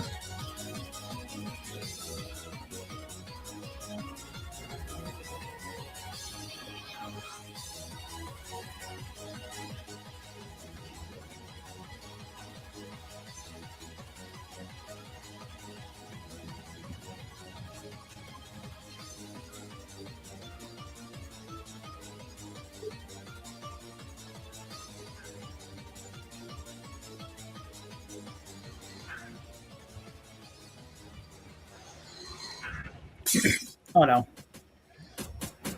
Yeah, you're dead. I'm done. I'm done. Nope. Nope. Alright, now we'll check out Roblox The Outdoors, because this one's brand new to me. Good days start with homemade breakfast sandwiches. Technically, so could. And of course, there's an ad.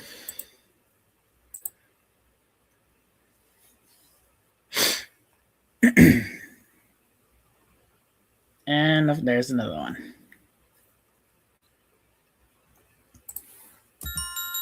Alright, let's go and see what the outdoors is like for Roblox stores. Ooh.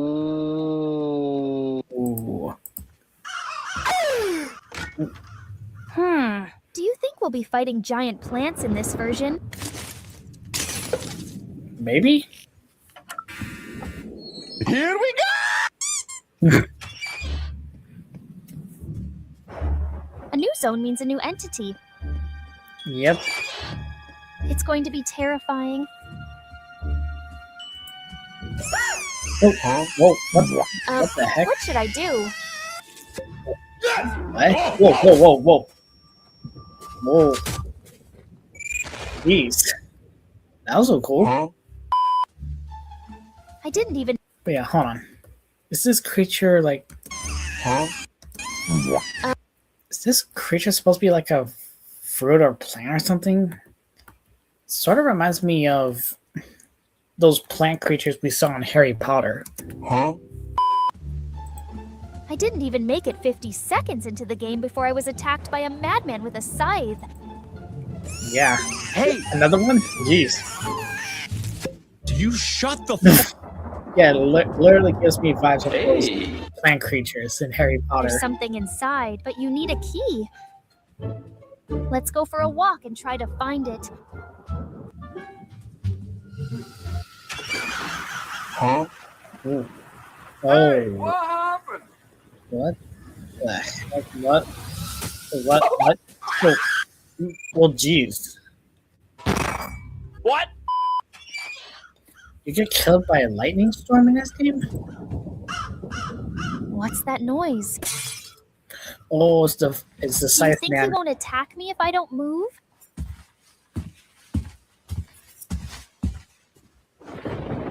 Huh. That's probably it. Don't move. Probably. I picked one up earlier. I wonder what they're for.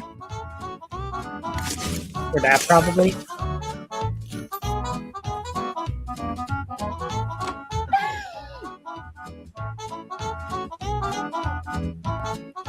Hey, what a coincidence.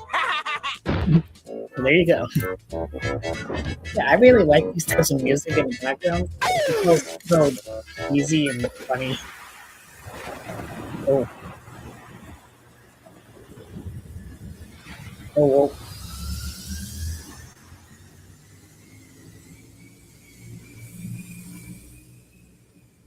That's the storm. What was that? That's the storm, I'm probably guessing. I wonder if it's not a little too easy with a compass. Oh, that's a compass. I don't know where I come from anymore. Oh, I see now.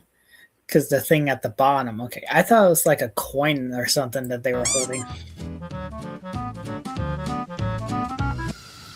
Oh no. You really gotta hide.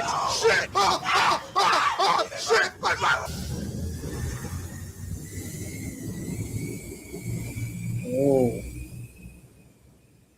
Oh, jeez. So they're pretty much like... You shut the fuck. They're pretty much like an electrical version of that gray ghost thing and the green ghost on the first one. What? Wait, what? Did it get killed by a pillar? What was that? What? Did like some sort of pillar? What was that? You son of a. Will you shut up? People are trying to sleep. Shut the fuck up! Another one? Oh. Thanks. Thank you, I guess.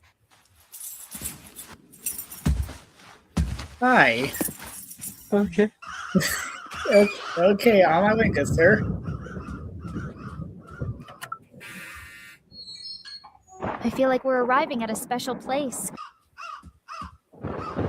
Oh. Oh, is it in the... What? It's a tree possessed by a demon. Thanks. This is the chase sequence, I'm guessing.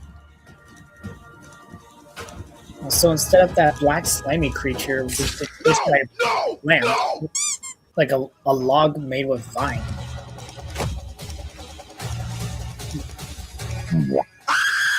Oh, what? Hey. This is the second time he saved my life. He's actually pretty nice. Huh.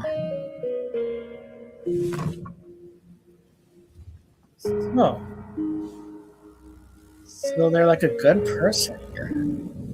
Let's Or continue. maybe misunderstood. Huh. Interesting. What? That thing again? Gosh, that was bullshit. Turn. Just as much as these ads. But yeah, this is very interesting.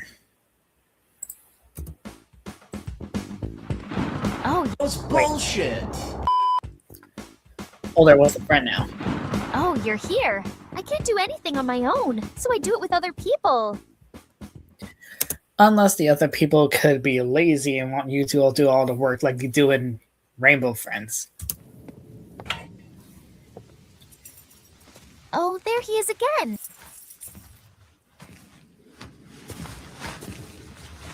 Oh. Oh my god! Yeah, just don't move. But yeah, I just realized they're in the me side avatar. Nice. I think a storm is coming. Yep. We'll be safe here. They're probably need to good. hide, buddy. Too late. Oh my god! No! Toasty.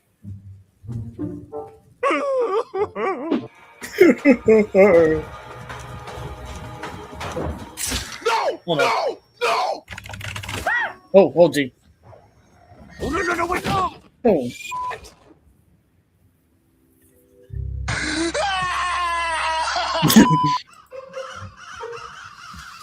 Oh no.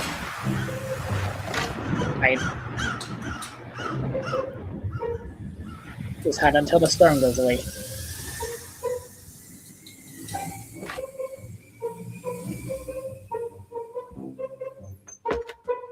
And save.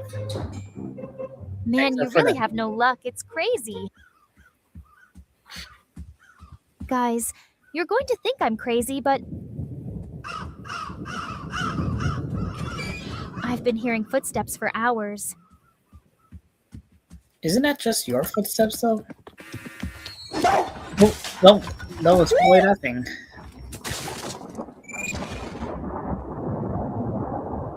I knew I had heard footsteps. Hey. Oh. So that's what pedals are for. I knew I had heard footsteps. What is he?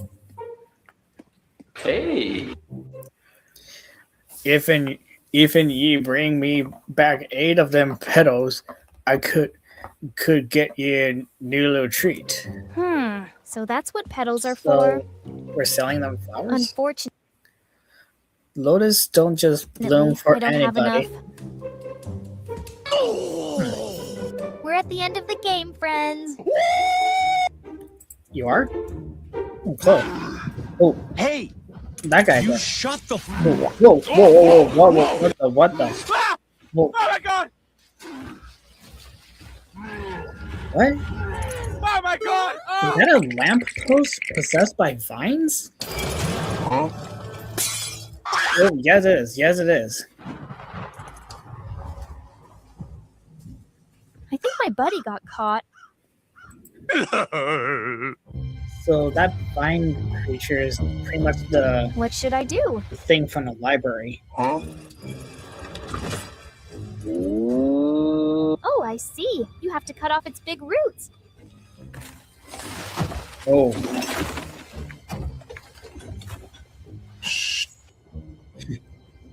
Be very, very quiet. Okay, just one more. Oh god, no! Oh no. Whoa, whoa, whoa, whoa, whoa, whoa, whoa, whoa, whoa. Yes! Yes! Yes!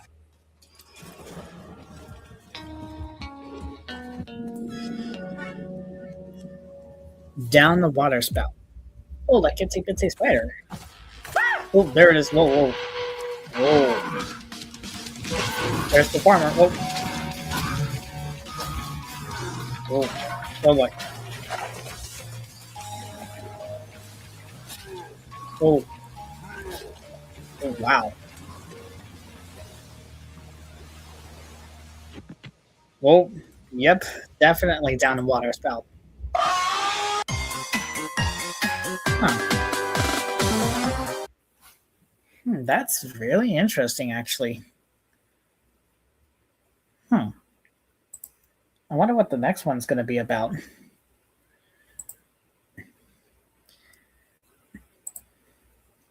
Okay, and let's see. It's 12:40, and we've been live for an hour and like almost 2 hours. Let's see which ones we could watch next. I'm trying to think of which mascot horror would be perfect. Definitely saving some of these for special occasions later. Maybe Fighting Frankie? I'm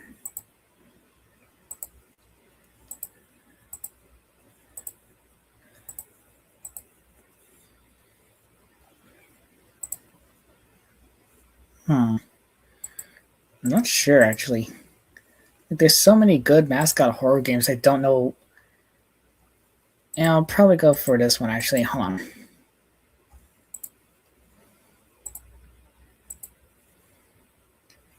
Yeah, I'll go for this one. This one is by Glamrock Dusky, and they also played Dark Pals.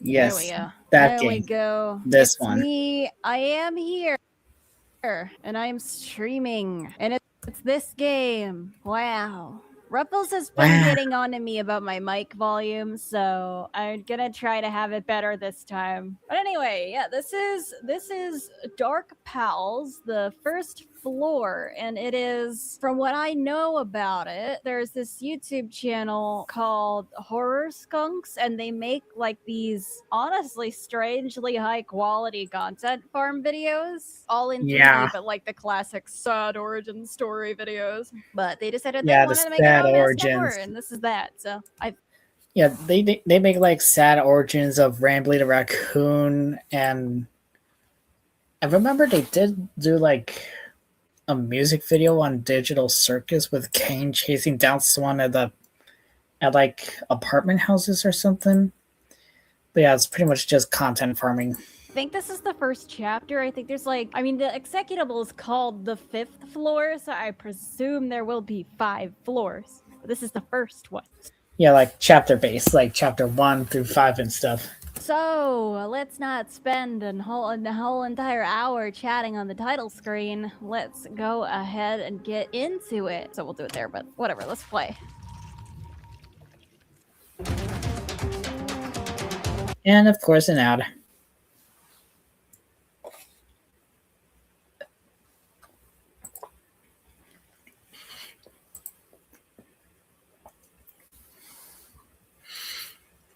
And then another one. And skip. I'm not scared about balloon animals. I don't like balloon animals because of the noises they make. Because I hate balloon squeaking sounds. Oh yeah, because apparently there's going to be a balloon type of monster in the next chapter or something. Like from what I remember from their stream on Dark Pals, like in chapter 2 there's going to be like a balloon creature or something that gets bigger from all the screaming souls inside of it or something. I don't know. But there's also going to be like a giant tent creature, which honestly, out of all the monsters that we've seen from them, I think the tent creature looks a lot more creepier. Horrible. Is it horrible? End of this one? No, I don't. And I also think so. don't like how they feel. Well, hold on, I'll show an example. Dark Pals. I'm gonna this little guy. Hi, little guy. Tent. I've got a little guy now, and he can shoot stuff. And it didn't work. Yeah, it's a little guy. Oh, I don't know why I didn't expect him to start singing too. I don't like that. The carousel's alive. Wee, wee, wee, wee. The carousel's alive. Yeah, I do not know anything of what those puppets are saying other than we, the carousel's alive or something like that. But hold on. Yeah, there we go. This is the creature I was talking about. It's called the Fortune Dweller. And really, this is actually a lot more better looking monster than what we see in these games, honestly. Like, it's a lot more creepier looking. You can back away from the texture I put on you. Also, you can only hold one thing at a time. I guess I only have one arm. That sucks for me. Ticket, insert. Yay. Alright, here we go. What I was saying about the whole thing. Oh, come on. Alright, fine, go let on. the wall speak. A place your child will always remember.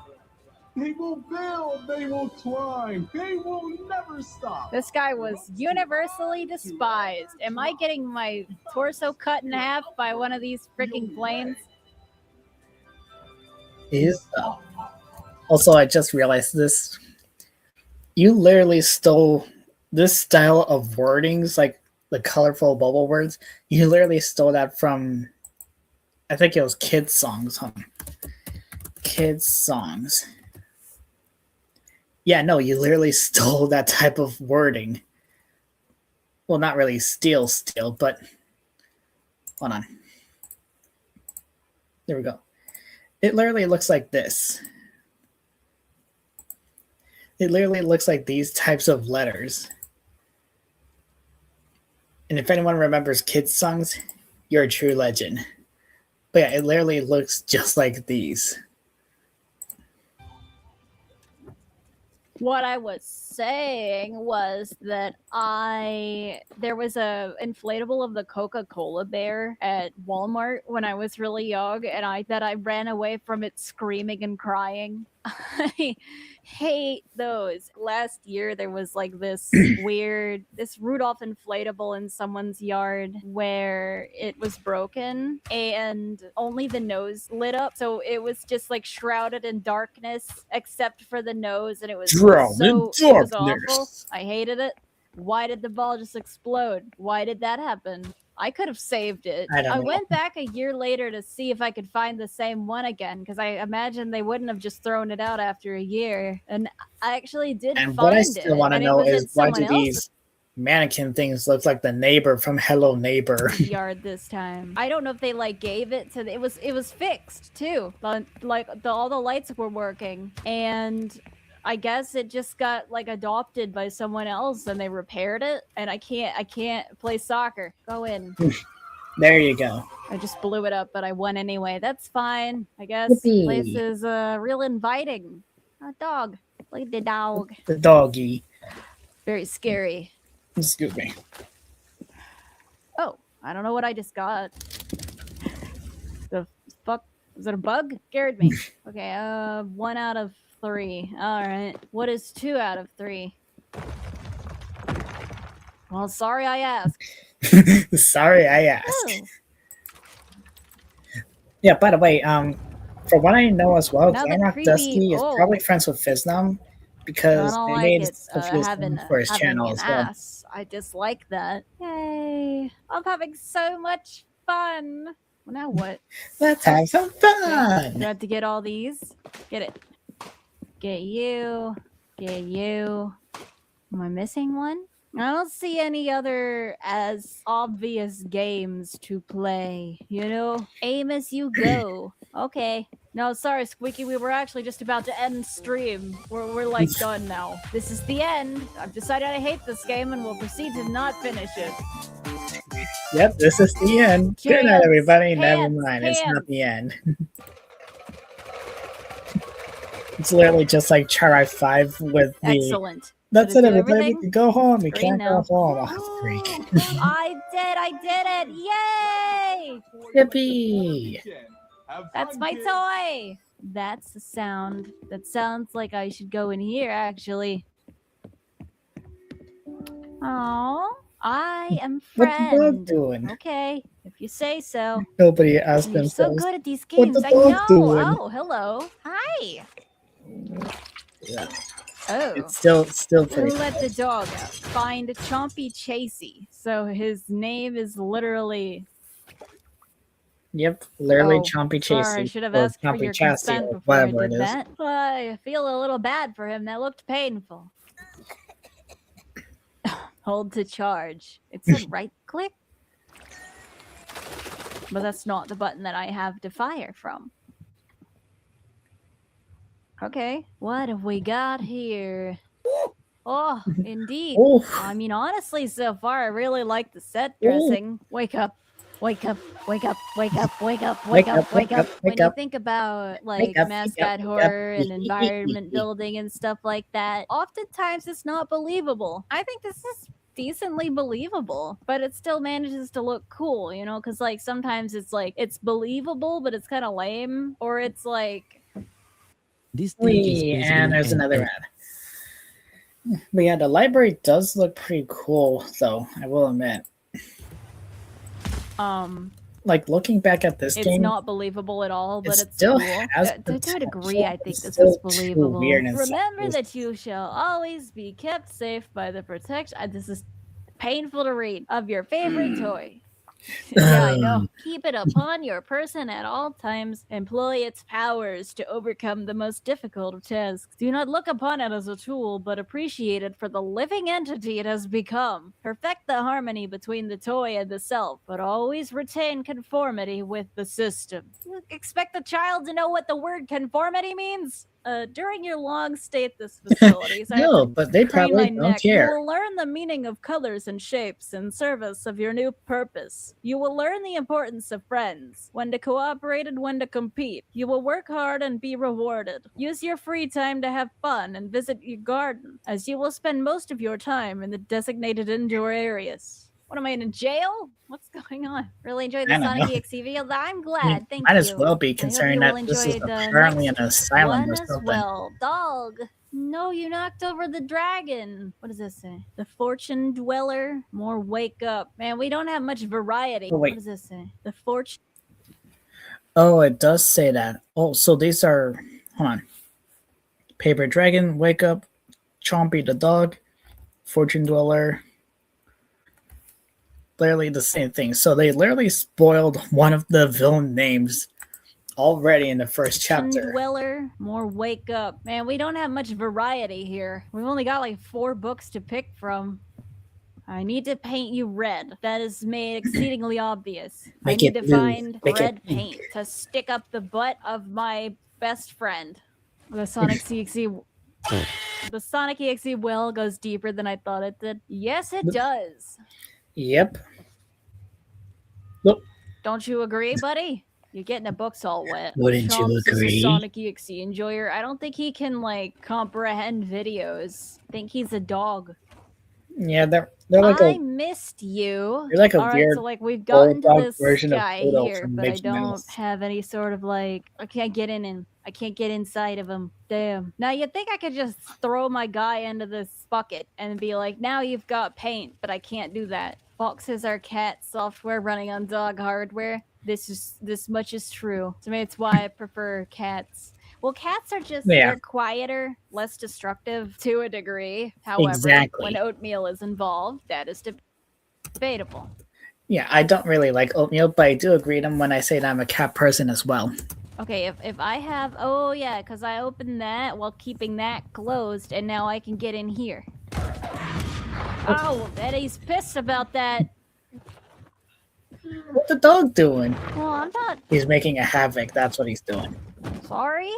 I guess you get to stay here, because I need this. He just falls face down on the ground. Just dropped the little he's guy. following me. That's a good boy. Come here. Come on. I love you. Paint. This dog seems to be in a state of eternal pain no matter what form it's in. This is some bouncy paint. Damn, look at that. Oh, you can't even see it behind me. I could just become invisible. There you go. Look at my bouncy paint. Isn't that awesome? Like boing, I like boing, that. boing, Now we boing. need to paint this, I presume. Where's my boy? Come here. Now paint it. There you go. Yeah, sorry, it sounds like it hurts, but for the greater good, I got Grand Thumb. Here the M1 Hold on, you took that away too quickly. What was that achievement? What did I just do? Here the M1 Garand clip ejection sound effect when depleting Inky. What is that? That's a reference to something. M1 I don't know. Garand. What is an M1 Garand? Oh, it is just a semi-automatic rifle. Huh. That's a strange reference, but okay. Yeah. Hey, you want Hey. some red paint? Like, if you When want the to make a dog ran reference through to here, it, something like, in your game, changed the make order it of that it things, makes sense. even though I haven't played it.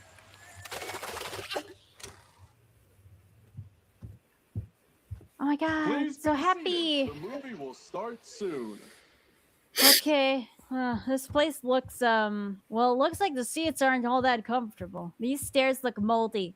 Oh, speaking of mold, I ate mold again yesterday. Oh, yeah, they did. Mold again yesterday. Yes, they Okay, did. well, by what I mean again is the first Yeah. time I wanted some butter. I was putting butter on it, and then I look in the tin of the butter, and it's just full of mold. It's full of mold. How And does I didn't butter notice mold? it until I I don't had already even had know some, how but they I do was it. not affected. And then yesterday, I was having some strawberries. There was like I like to put whipped cream on them, so I had the whipped cream spray thingy. It's in a can, and then I finished the strawberries, and then I go to put the cap back on, and you'll never guess what the cap is just full of Mold. mold. Yay. So I don't think I don't know if I actually ate any mold, but I I seem hope- to have frequent encounters with Actually, mold hold on. and come very, very close to eating the mold And you or just straight die up eating if the you mold. eat moldy food. Yes, you can. I love mold. Okay, so apparently, yes, moldy food can be deadly in rare cases. Well, thankfully, Glamrock Dusky is still alive to this day because sheesh. Offer a new hope for children who want to live a better life. Upwards, a place where they become the best versions of themselves. It's a place of hopes and dreams. Da, da, da, da, da, Dude. da, Yeah, anytime they think hopes and dreams, they think Undertale. da.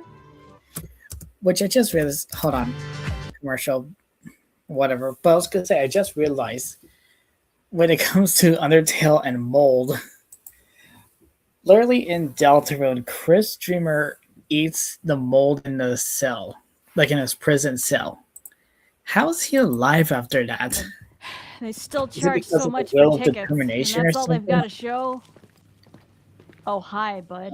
That So guy. I don't like that. He's in the theater. Me But neither. is he actually? No, he's not. Yeah, and apparently the full name of that creature is Binky Drinky.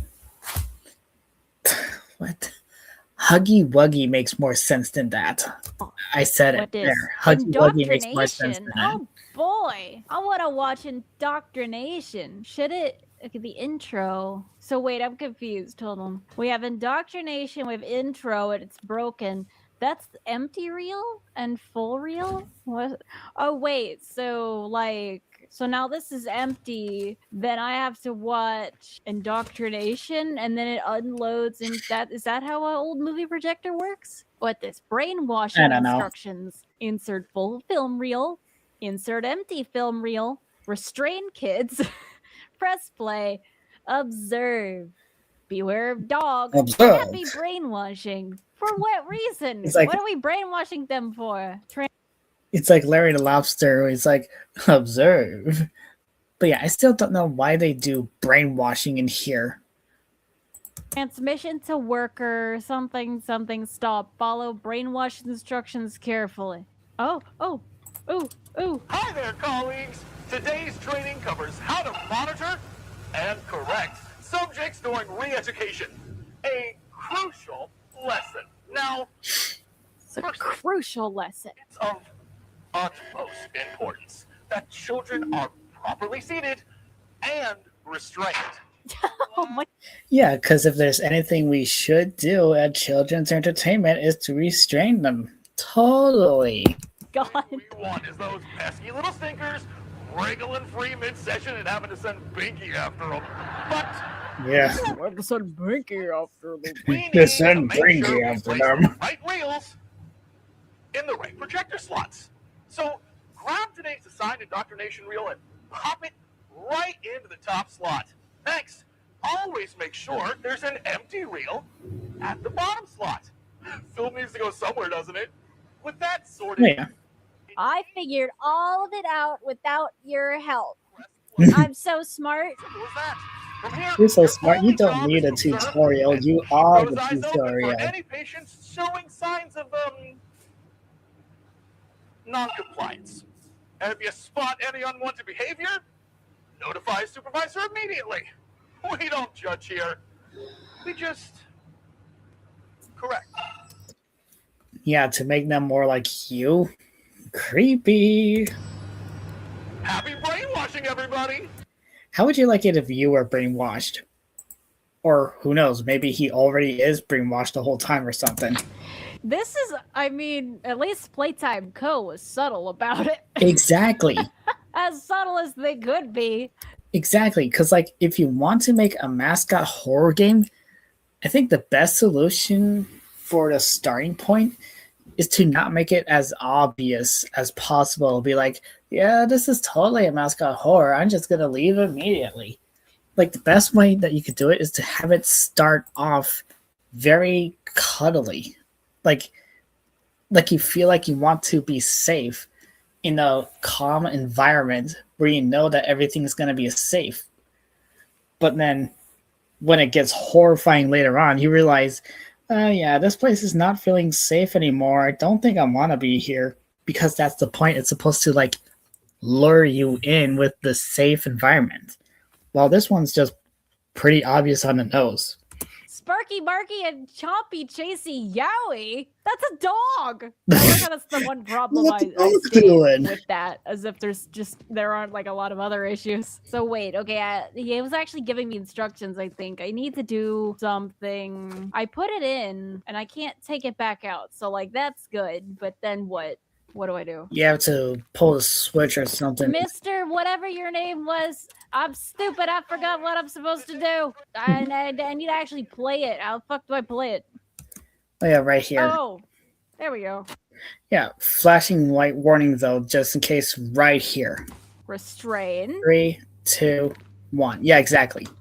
Ah! Oh, God. You've always been a toy. You must bring joy. I must bring joy. I would like to sit in the one clean chair. You are my master. I obey. Yay. You're cool. Have a nice day. You too. Welcome to your new purpose. Upward is not a choice. It's a solution. You are not broken. You are incomplete. They just spray paint the entire Compliance is thing. comfort. Just like, don't worry, I'll save you from the hypnotization. Paint. Be observed. Every thought will be analyzed, and every response will be corrected. You will learn to play. I don't know. That probably You will says learn to something. Can I fix this? I'm trying to get rid of it. And also, I just realized as well, if we are supposed to be restrained, why are we able to move around and paint the whole thing like that?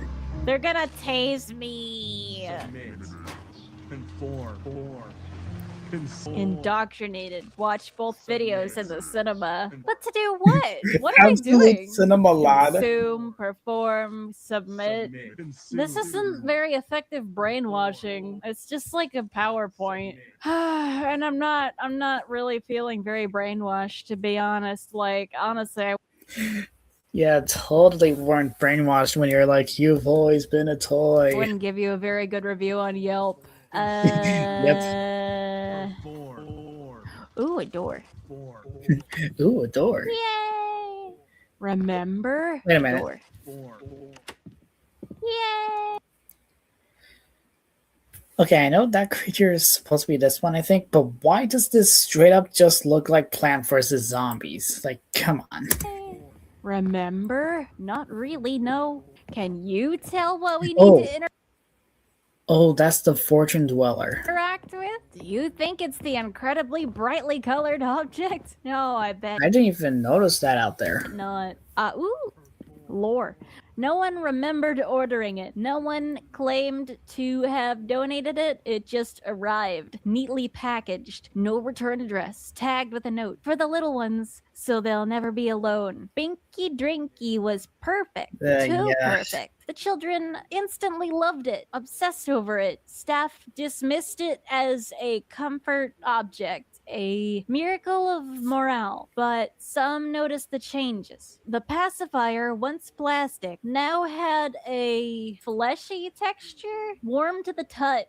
The fur seemed to grow, creeping slowly. Are there more copies of this? Yes. Okay, that's Why? Like, literally, why? so much easier to read. The fur seemed to grow, creeping slowly, threading into sheets, into walls, and beneath the plush fabric. If you pressed hard enough, you could feel muscle, living tissue. Ugh. Still, they said nothing until the children. Until the children what?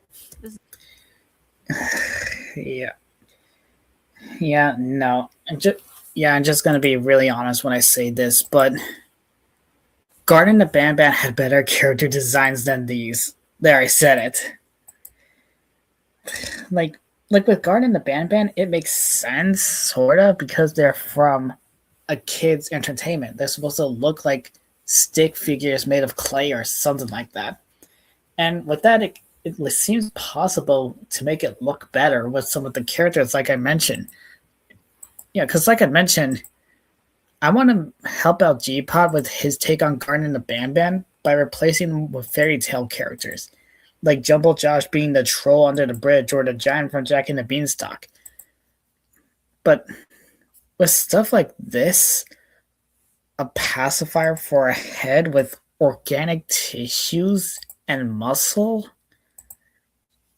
ugh, that's just gross in the wrong way. Like you're literally turning a baby's head into a cow udder if that's the case. This is the boys' Like, dorm. why? Well, I want to go to the boys' dorm, and only because the game says I should. And there's the doggy. Okay. Sure, yeah, okay. I'm going. Dog. No! And you're dead. Not big surprise. My husband has. And there's an ad. Again, not big surprise. Considering that they do too many ads in one well, single I guess it video. was all just a dream. So was that not the right way? Chompy Chasey, more like Chasey Chomp because he chased you first and then he chomped you. Oh my god. That seems like a rhyme. Not my toy! The dog's gonna kill me. Okay, I'll go in here then.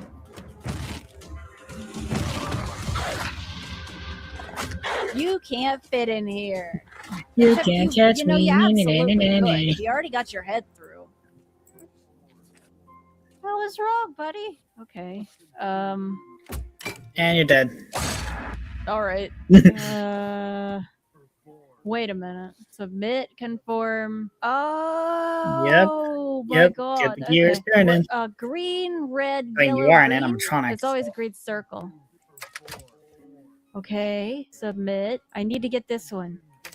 A yellow square and green circle, which I've already got. Well, I'm mad at it. I might as that- well cross Sorry, out guide. I need of to the double check this. Mascot horror games Yeah. You know, on open the back up for list me. here, Thank like you. I mentioned This one? earlier. So, Oh, see. you poor thing, you. We're currently watching Can I Dark pet him? Castle across that off. Yes, I can. Yes, you can pet the doggo.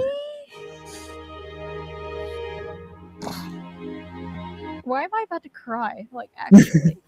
actually, I'm brought to tears by this little guy. He looks so sad. I just want to take him home. What a sweet Yeah, little like guy. the dog. Yeah, it looks like the this is dog's the only head place I might be a can bit go. too big, and the body's way too small, which is Bye, doggy. very weird design-wise. But it is a pretty You're cool not really as character, like appealing. good boy. Okay, I gotta get that for something. I don't know for what yet. You know, I need Then to we'll find cross my off Dandy's guy. World since Oh, we he's not did that following one. me. He's stuck in the door. Come here. We need to figure out what exactly we need to paint with that, and then we need to figure out how to get it. Then we'll cross off doors. What kind of a dorm is this? Where does anyone sleep? Don't understand what we're even being brainwashed to do. Are we like trying to brainwash people to buy toys or something? I don't know. It's supposed to be asylum apparently or something like that. But I will admit this area is actually really cool. To like guarantee the continuation of the brand? Oh, oh my god, I didn't notice his ass was like fully out. Yeah. Look at that. Damn. Okay. Maybe that's how he was hypnotizing people. Yeah, totally. Get out of here. You're not gonna scare me like that. It said run. That was a little worrying. Okay. It's an empty container of paint. Resistance is pointless. Way to shake up the current common phrase. Can I fill this with piss water?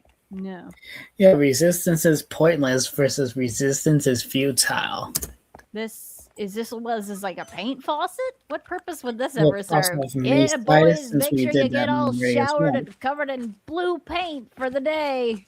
What's wrong with you? Why are you blue? Well, it's because the director told me to be. Why are you I didn't do like anything wrong. What can you paint? You said before that dragon looked too colorless, but I don't know if he needs paint or not. Like, I don't know if he's just aesthetically wrong or if he actually needs to be painted. He does look quite colorless. Well, there's two of them. Oh, wait. Oh, I bet we have to paint both of them. So this would be the one that needs to be red. And we're trying to open this drawbridge to get in here. That's still lit up. Do I have to do this again? Yeah, you have to keep going all the way. Right. Oh, okay. So I what did I fail? Where? Well, where was it? Okay. And then that. And then these two. And then you. And then you are the one that I missed. Did I win? That sounds like I won. Yippee! Why don't I get to use that flashlight? The lantern dropped. Oh, it's shattered on the ground. Where did it put the thing that I want, though? Oh, there. What do you think we do that for? Oh, that doesn't seem safe. Yeah, let's put... Okay.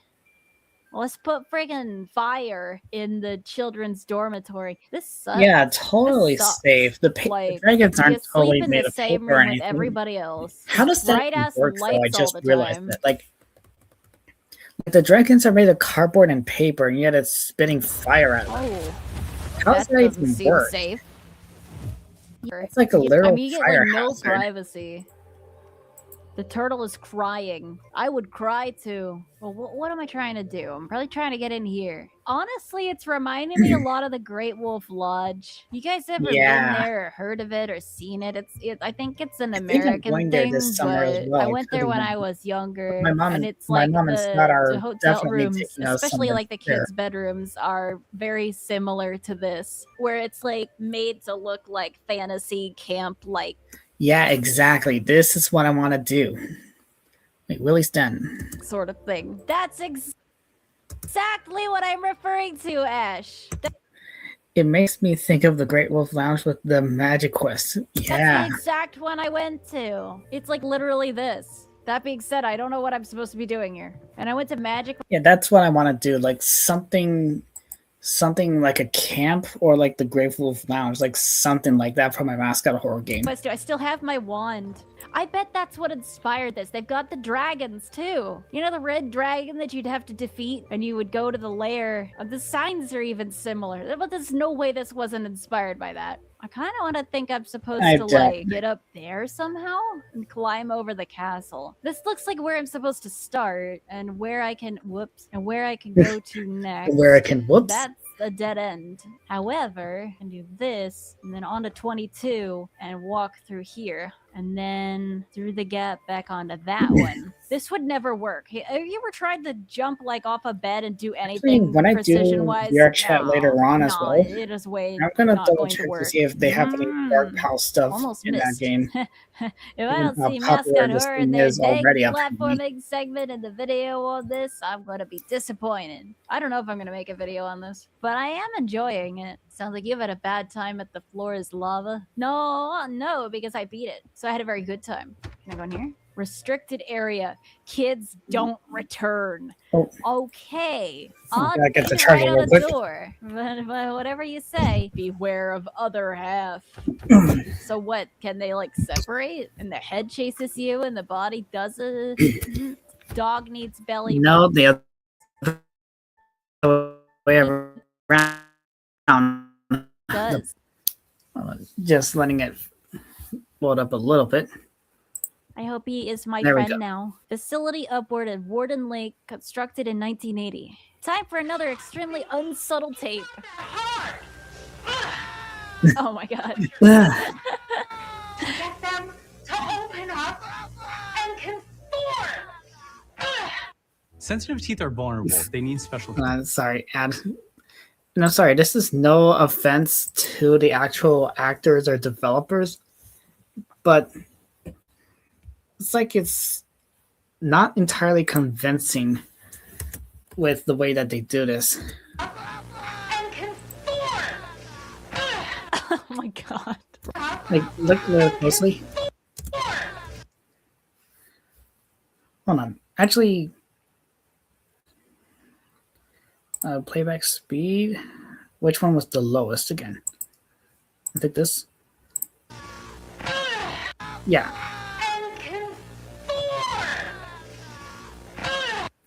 Like you could see that the head moved before the arm could hit the body.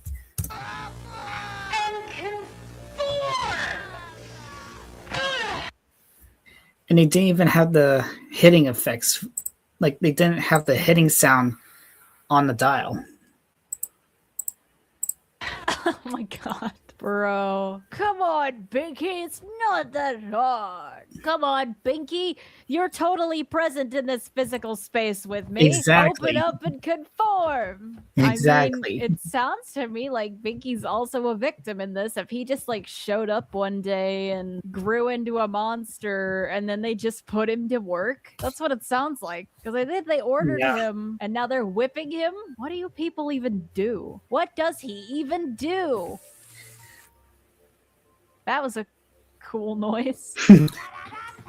Oh, you're gonna find out now. Oh, well, speak of the devil. Are you nice?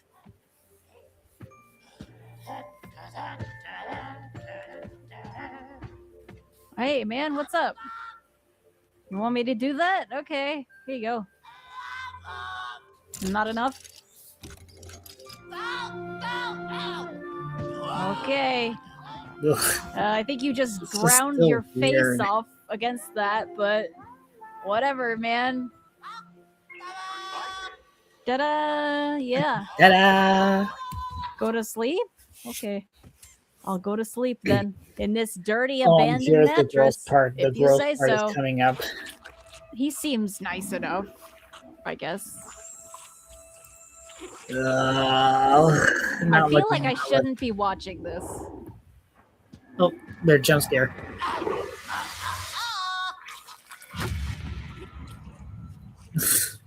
Okay, I peeked too much. What that's am the I jump supposed scare. to They be doing shove here? their head into you. I can't like tap peek to hold gross. my vision at a certain angle. Kinda. Like, again, I'm they're trying supposed to say really that's hard, even though organic I muscle and absolutely tissue anatomy. viscerally hate this. My dad's like, "You think you can turn this content creation thing into a Yeah. career?" And then I say, "Probably." And then this is it. And then I say, "You shouldn't watch my latest stream. This is perfect for that one dude's yaoi." Oh, Yeah, no. there's a better candidate. Ship it with the baby. That's definitely better. Yeah, totally. Boo. Okay. You are the chef. Well, that's not good when it's me. Look, nobody in my family wants to eat anything that I prepare for good reason. Oh no, this song. Man! Oh my god! I love you! Yeah, it's totally not the Eggman or anything. We don't get it wrong. Here's the song, kiddos. Hey, it's me, it's Omelette Man. He bakes cookies like nobody can. Find the ingredients. Nobody can. I have a cookie I baked last night. Definitely got a pillow shoved up his frickin' thing. Yeah. Make it right and you won't swell. It's just Pasquale. Oh, welcome back, man. You gonna help out? I still have to admit, the song is pretty catchy. You gonna? Oh, you want? But You they want? could Oh, you just got a tray. I thought he like had a stuck with the Nintendo Switch. He's gonna instrumental sit over throughout there and the play rest it. of this and You not can have it loop just, over and over and over. Okay. Yes. I'm going to find the ingredients. The first one was something that I forgot. You gonna kill me if I take too long? Did you get to the part of the song where you told me I'm supposed to be finding? Oh wait, okay, that has an this says color. No, I'm confused. Oh, that's friendly. Right. Yeah, so totally I'm friendly. this song will be And playing again, in why my would they dreams have something tonight, like I can that say in that the kids' much. place, It's rolling pin, which is rainbow, apparently and an asylum? dots. I understand, definitely. Look, man, I don't know what to do. I mean, I'm looking. Ah, I know I'm scared too. Oh shit. Fruit and sweetness as well. The tray was right there. There was like a green thing on it. Oh boy.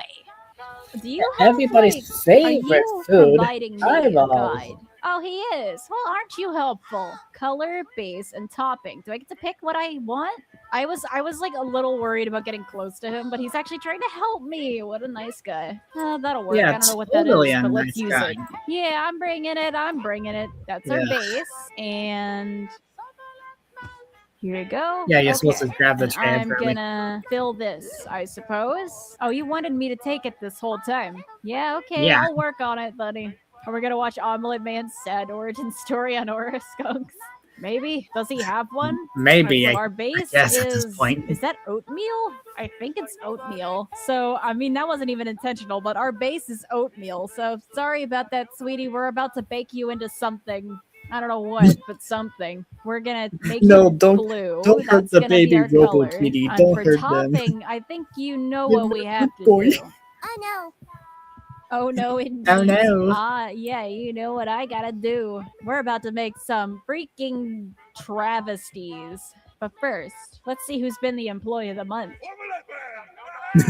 Omelette It's Man. Omelette Man. Haha.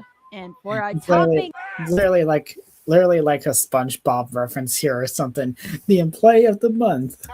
it's Omelette Man. Haha. It's Omelette And Man. for our topping, we have an assortment of Freddy Fazbear's various spare eyes. And as for what Yeah. to do with this, I guess I'm just gonna Just go deliver it follow to the Shrek. guy He into the eats kitchen. them like- he eats I don't them really like want to say candy. his name. Not like his name is bad. I just don't feel like acknowledging him. It's I feel like, like if I happy say his anniversary name, it's to going to make the him come Shrek back, movie, and by I the don't way. want him Can't believe to. it's been I don't want to be baked. No, I don't want to No, be bread. say Sorry, you're 25 gonna become years, an I think it was, actual or loaf 26. today. Can't remember. Ciolato. So is this like the cafeteria for them? Yeah, Oh, 25th hey, anniversary. okay, I'm coming. This song is driving me insane. I've got it. Yeah, exactly. That's why I suggested make this on loop for instrumental and not the lyrics only. It takes time. And there's an ad. Yeah, even Fizz now was like, what is this game? All right, let's get cooking. Oh, dirt?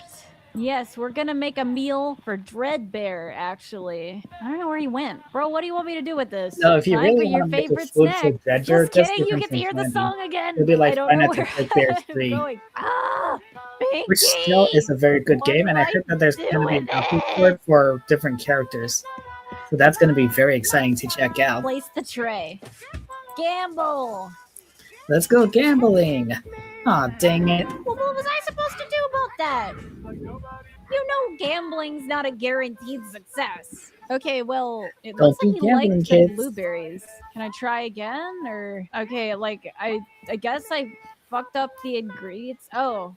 Okay, so we messed it up. Blueberries, bananas, and white chocolate, I suppose. Well, Yep. I thought I got to pick. My bad. Guys, do you think it's Omelet Man? Because I mean he's not being very clear about it. I'm gonna blow up over this song. Ruffle, we're gonna make highlights of this. We're gonna do it. Specifically, I feel like I'm gonna know when he gets to this part. That's not white chocolate. That's milk chocolate. That is not white chocolate. I was supposed to, that's not white chocolate. No, of course it isn't. It's milk chocolate. I've Brain got the fart. right stuff now. Inky's big brother. Activate the giant octopus arm in the diner. What giant octopus arm? Kind of Yeah, wondering I don't why even- exactly I don't even Omelette remember seeing Man that there does at not all. make omelets and instead makes a singular cookie. And that seems to be all that he knows how to do. We're going. I got the stuff now. Yeah, he's supposed to be Did I do the Omelette job? Man, and yet he I doesn't did. make Let's omelets. make our just cookies. single cookie. Yep. All right. Hold on, I got my guy. Actually, wait. Here- Hold on. Omelet. I just realized this as well. Omelet Man, Eggman. They literally did their own parody of Eggman, Omelet Man. We're not gonna get any purple ink in the. It's literally cookie. just an We seem to Eggman have some reference. floating batter. I can't believe it took me this long to realize it. Yes. Omelette Okay. is egg. He's We're literally making a mess. Well, you told me to. What the fuck did you expect?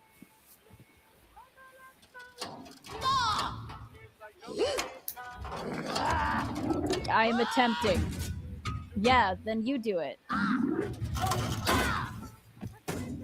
You're a lot stronger than me, I think. Don't you growl at me. Don't you growl at me, young use man. that attitude with You me, go young in the man. corner where you belong.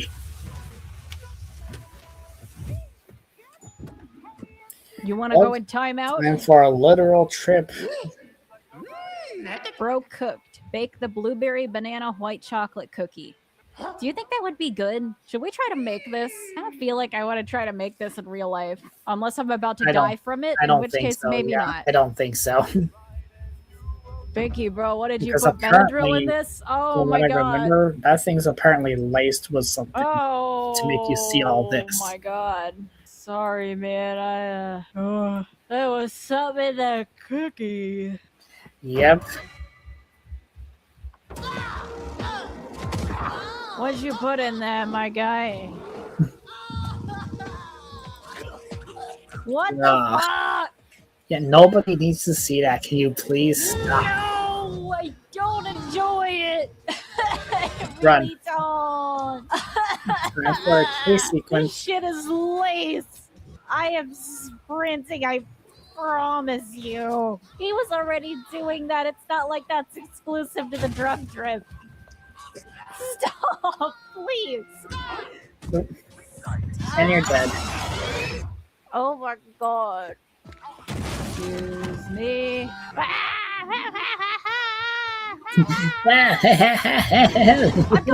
Sonic the Hedgehog. Oh god, not this again. This time they're right up close to you. And now you're going Hey. on an acid trip from a cookie. Yay!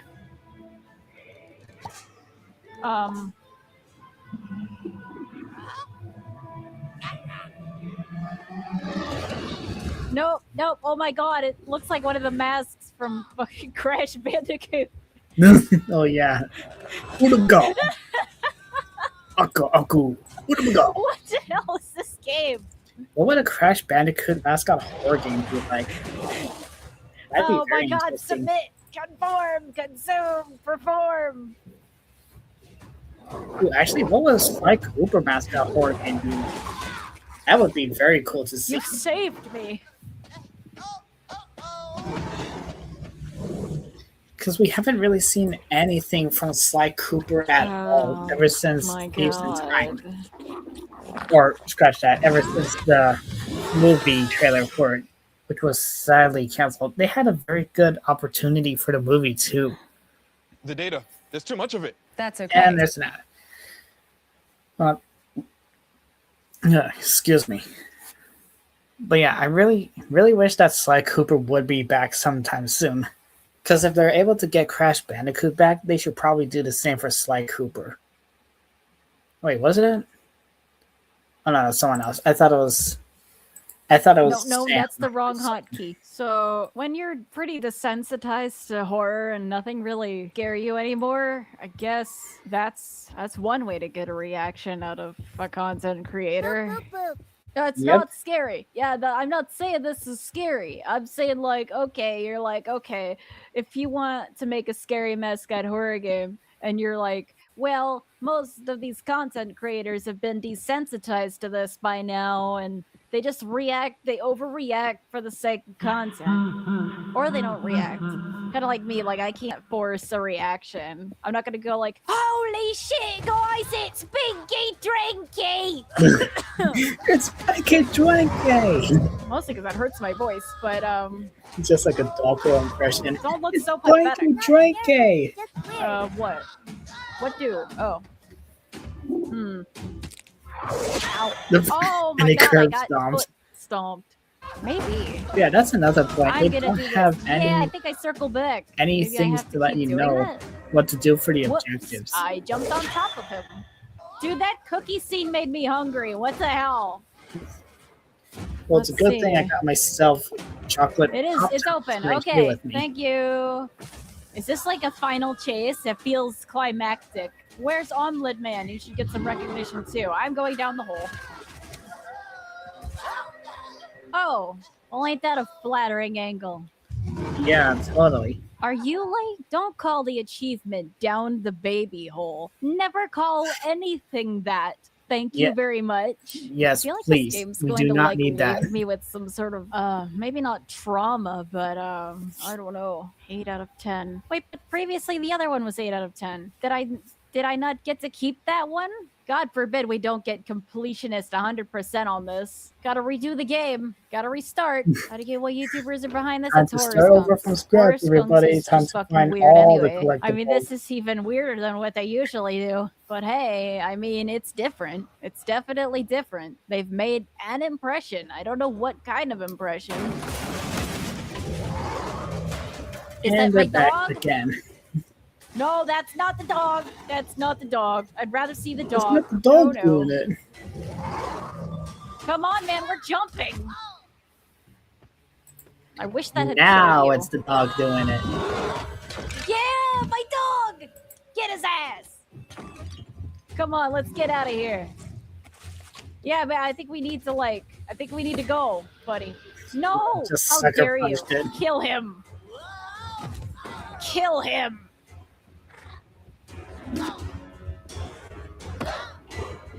Do I leave or? Oh Yeah, my you're god! supposed to apparently, and it just does that. No! No! No, my doggy! Shit. And you're dead. Your sacrifice will not be in vain. I will go somewhere. I'll go somewhere. Oh, wait. Yeah, again, the Oh, game doesn't shit, give I need you my a thing. Oh, we're direction dead. or an I need objection my of what pet. to I do. don't It have doesn't it. tell Where you the what hell's to my do. squid guy? You're just supposed There's to really find out not a lot yourself, that I can apparently. do now. It's like I think I gotta shoot the thing, but my squid guy So just that's got definitely something obliterated I'm 'cause gonna I think I do got too far away for from my him. mascot horror game idea. Give an actual His direction. tongue? Oh, and did it objection. tear out his tongue? Oh, so no, he's gonna be okay. Oh, those are seats. Oh, it's like that fucking G-force thing. I cannot use the seats. There is no prompt. No, I hit the thing, didn't I? Oh, that seat. That specific seat. Okay. Yeah, just that. So, yeah, I gotta make not sure to any take time seat. to put my guy in the seat with me.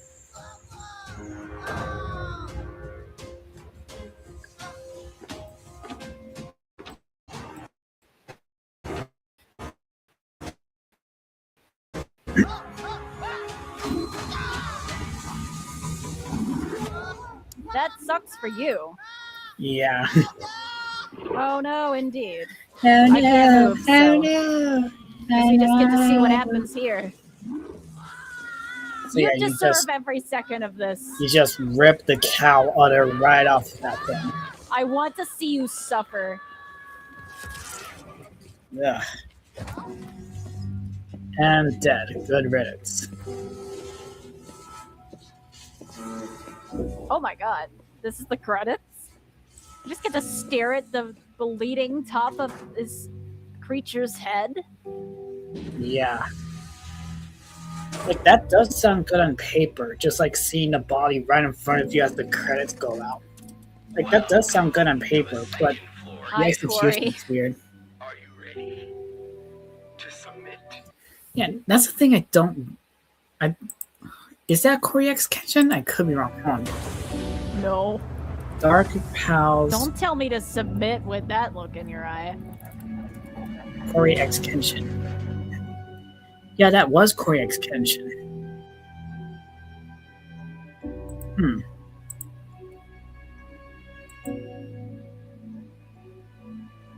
So this game literally had only one YouTuber that I know by heart in this game. Well, okay, at least the dog lived. At least the dog is alive. It's missing a tongue. I don't feel bad for him either. No. None of you should feel bad for the Binky Man. I will be tuning in for the second floor because holy shit, have I ever played a Mascot horror game that has left me so confused, just absolutely disgusted, but in a morbidly curious way. He's supposed to be pitiable. Why would I pity him when he hurt my dog? That was my boy. He saved me. He saved me and he let me pet him and I fixed his tooth issue. I don't think there's... Yeah, the dog is more pitiful. Anyway, why don't we all go sit in a corner and think about what we've done? I'll see you guys next time.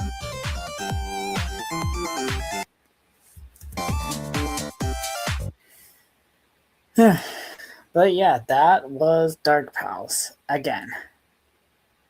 Still, it's like I still see potential in this game, but it's still in the weird and wrong ways that they do it.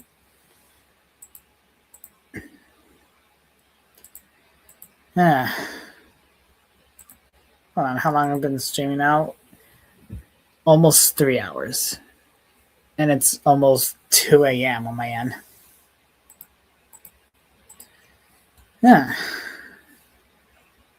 Okay, so next game for us to watch. Let me see. I'm not sure. Oh, wait. Actually, yeah, hold on.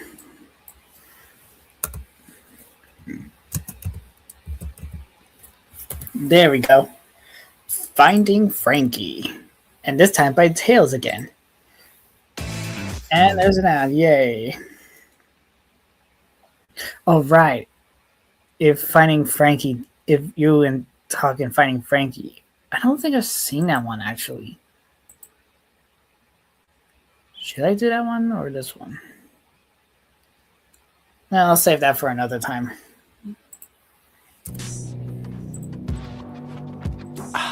Alright. Let's go. Let's go. There's a little fox.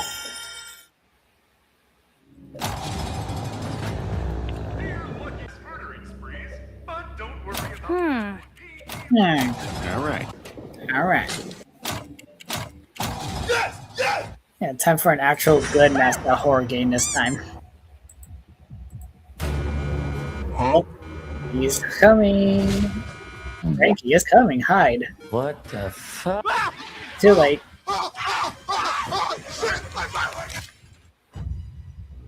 What? That's Frankie.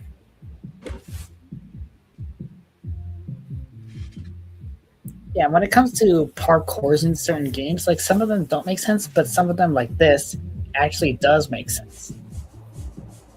And I want to try something just like this.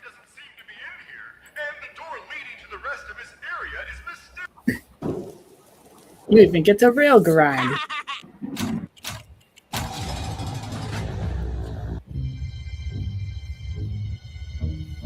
Huh? Here's a little toy phone.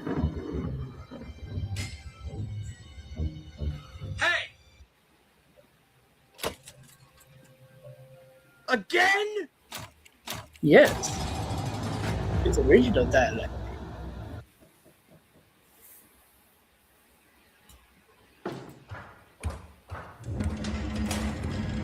Oh. And there he is again. Ooh.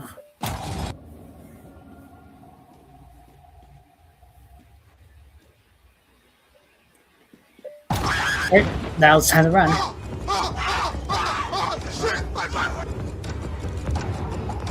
Yeah, hold it as a crunk. And wrong lever. Yeah, you did. And you did. Try again. Fuck you. Freak you. Oh god. Oh, and then. Montage. Yeah, this game, to me, it literally feels like if the Tricks Rabbit had a place that's a mixture of Sonic the Hedgehog and Fall Guys. And they do it in a pretty cool way, too.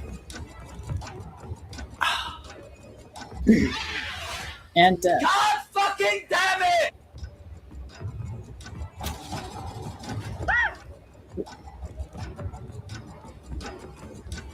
you gotta go up the hill. And hold it up. Then run. Yeah, bitch! That sure was a close one. I apologize. That was poorly planned on my part. Okay. Are you sure about that? All right. All right. Ooh. Getting around the rosy.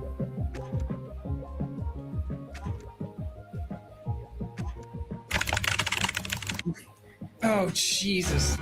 Oh, he's coming. You gotta hide. Oh, there he is. Oh, and dead.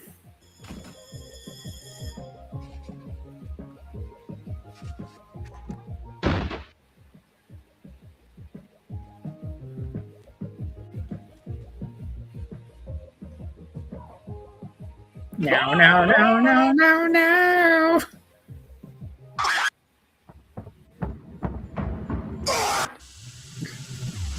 You look Deputy Duck.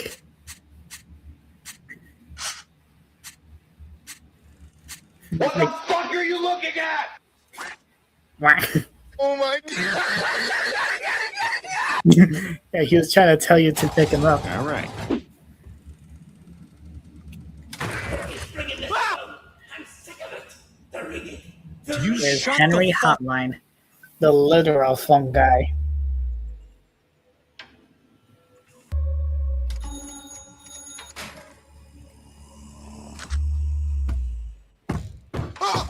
Oh, he's right behind you.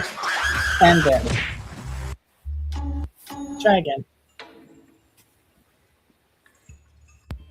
If I had a nickel for any time that there's a popular character out there, literally dressed like a tuxedo sassy, All right. I'd probably have, let's see, there's Henry Hotline, there's Mr. Puzzles, Alice, Rock, Mr. Antenna, there's Bamson, James Bamson. Who else was in the tuxedo? I don't know, but that's a lot of nickels, and it's pretty strange how that kept happening multiple times, you know? time for a fast-paced game of Hole in the Wall. Anyone remember Hole in the Wall? That was a good one. I think that was back in Cartoon Network as well. Let me double check actually. Hole in the Wall.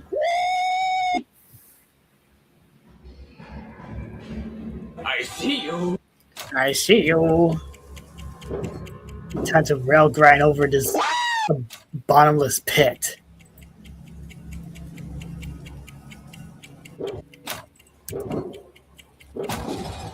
Yeah, it was in Cartoon Network.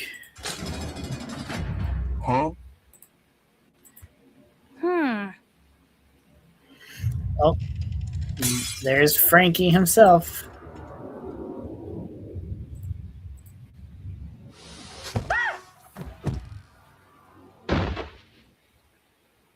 Lucky contestant! What a surprise! Don't worry your mask-covered head. I'm the real Frankie, and totally not a lazily written plot.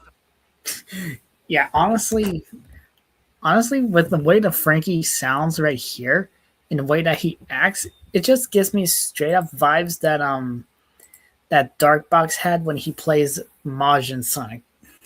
What a surprise! Don't worry your mask-covered head. I'm the real Frankie, and totally not a lazily written plot.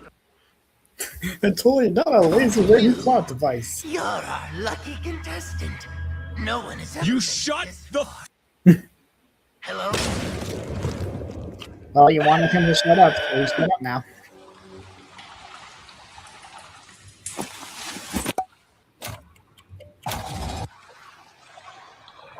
Oh! You son of a bitch!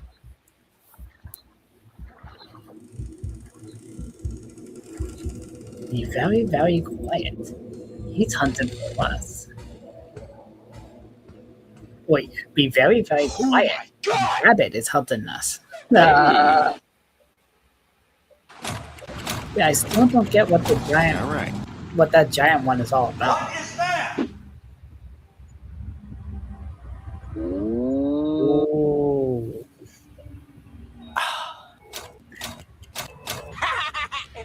Whee!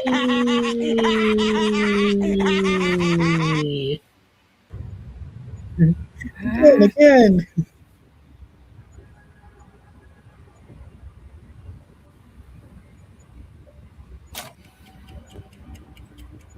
Hey. Yeah, how are these humans able to rail grind and fly on fans is a mystery. Let's do this. Leroy Jenkins.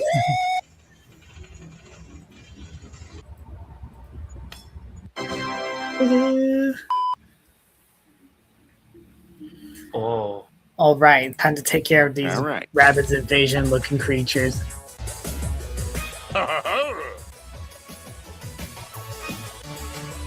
Yeah! Huh?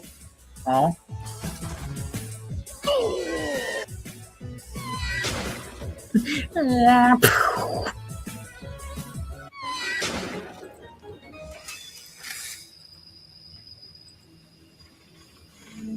Oh my god! Oh my god!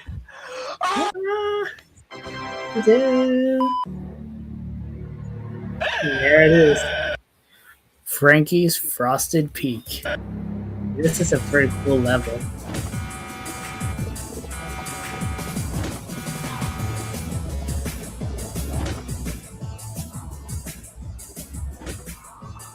And how are they able to get the slime to flood the entire room? Like, they must have gallons upon gallons of these stuff.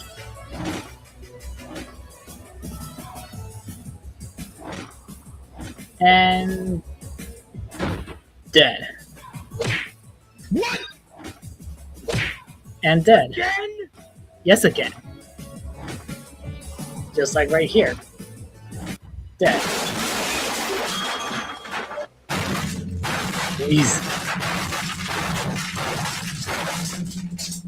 Jeez, Tails is raging really hard.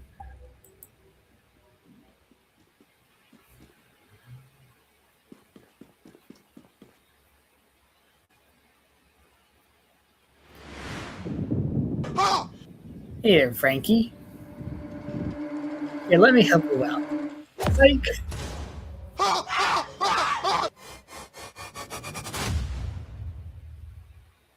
Hexa has it.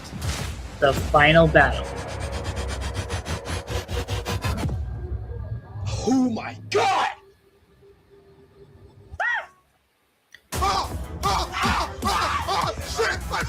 What the fuck?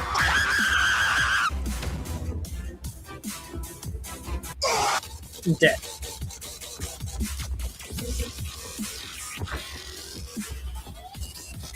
And dead. What?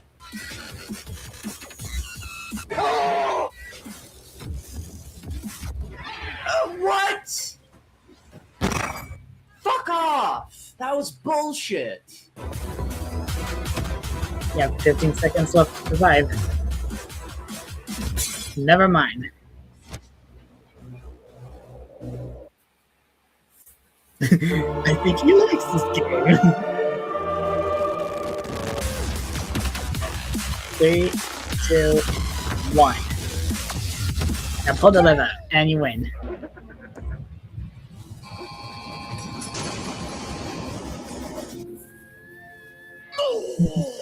Freedom!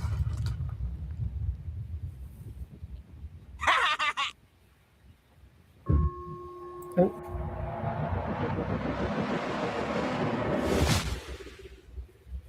No!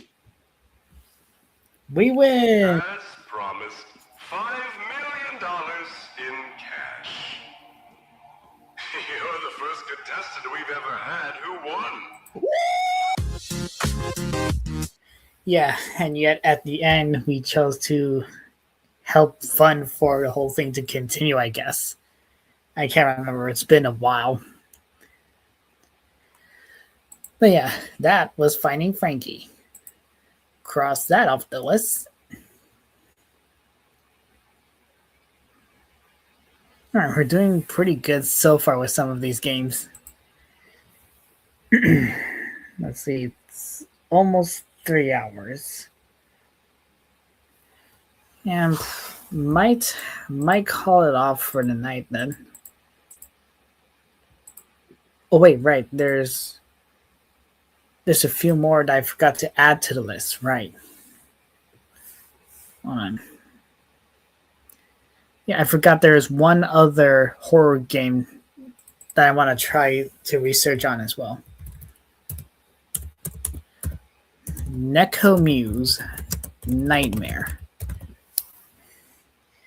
I'll probably save all these for tomorrow, like either tomorrow or the day after or next week. I'm not entirely sure, but I am still going to continue the Mascot Horror Marathon though. But yeah, if you guys liked what you saw so far, then don't forget to like, comment, and subscribe so that you get to see more stuff like this in the near future. And don't worry, we got a lot more Mascot horror games to do research on. But yeah, make sure to share this to anyone that you think might enjoy this kind of stuff. And I'll see you in the next sleepover. Night, everybody.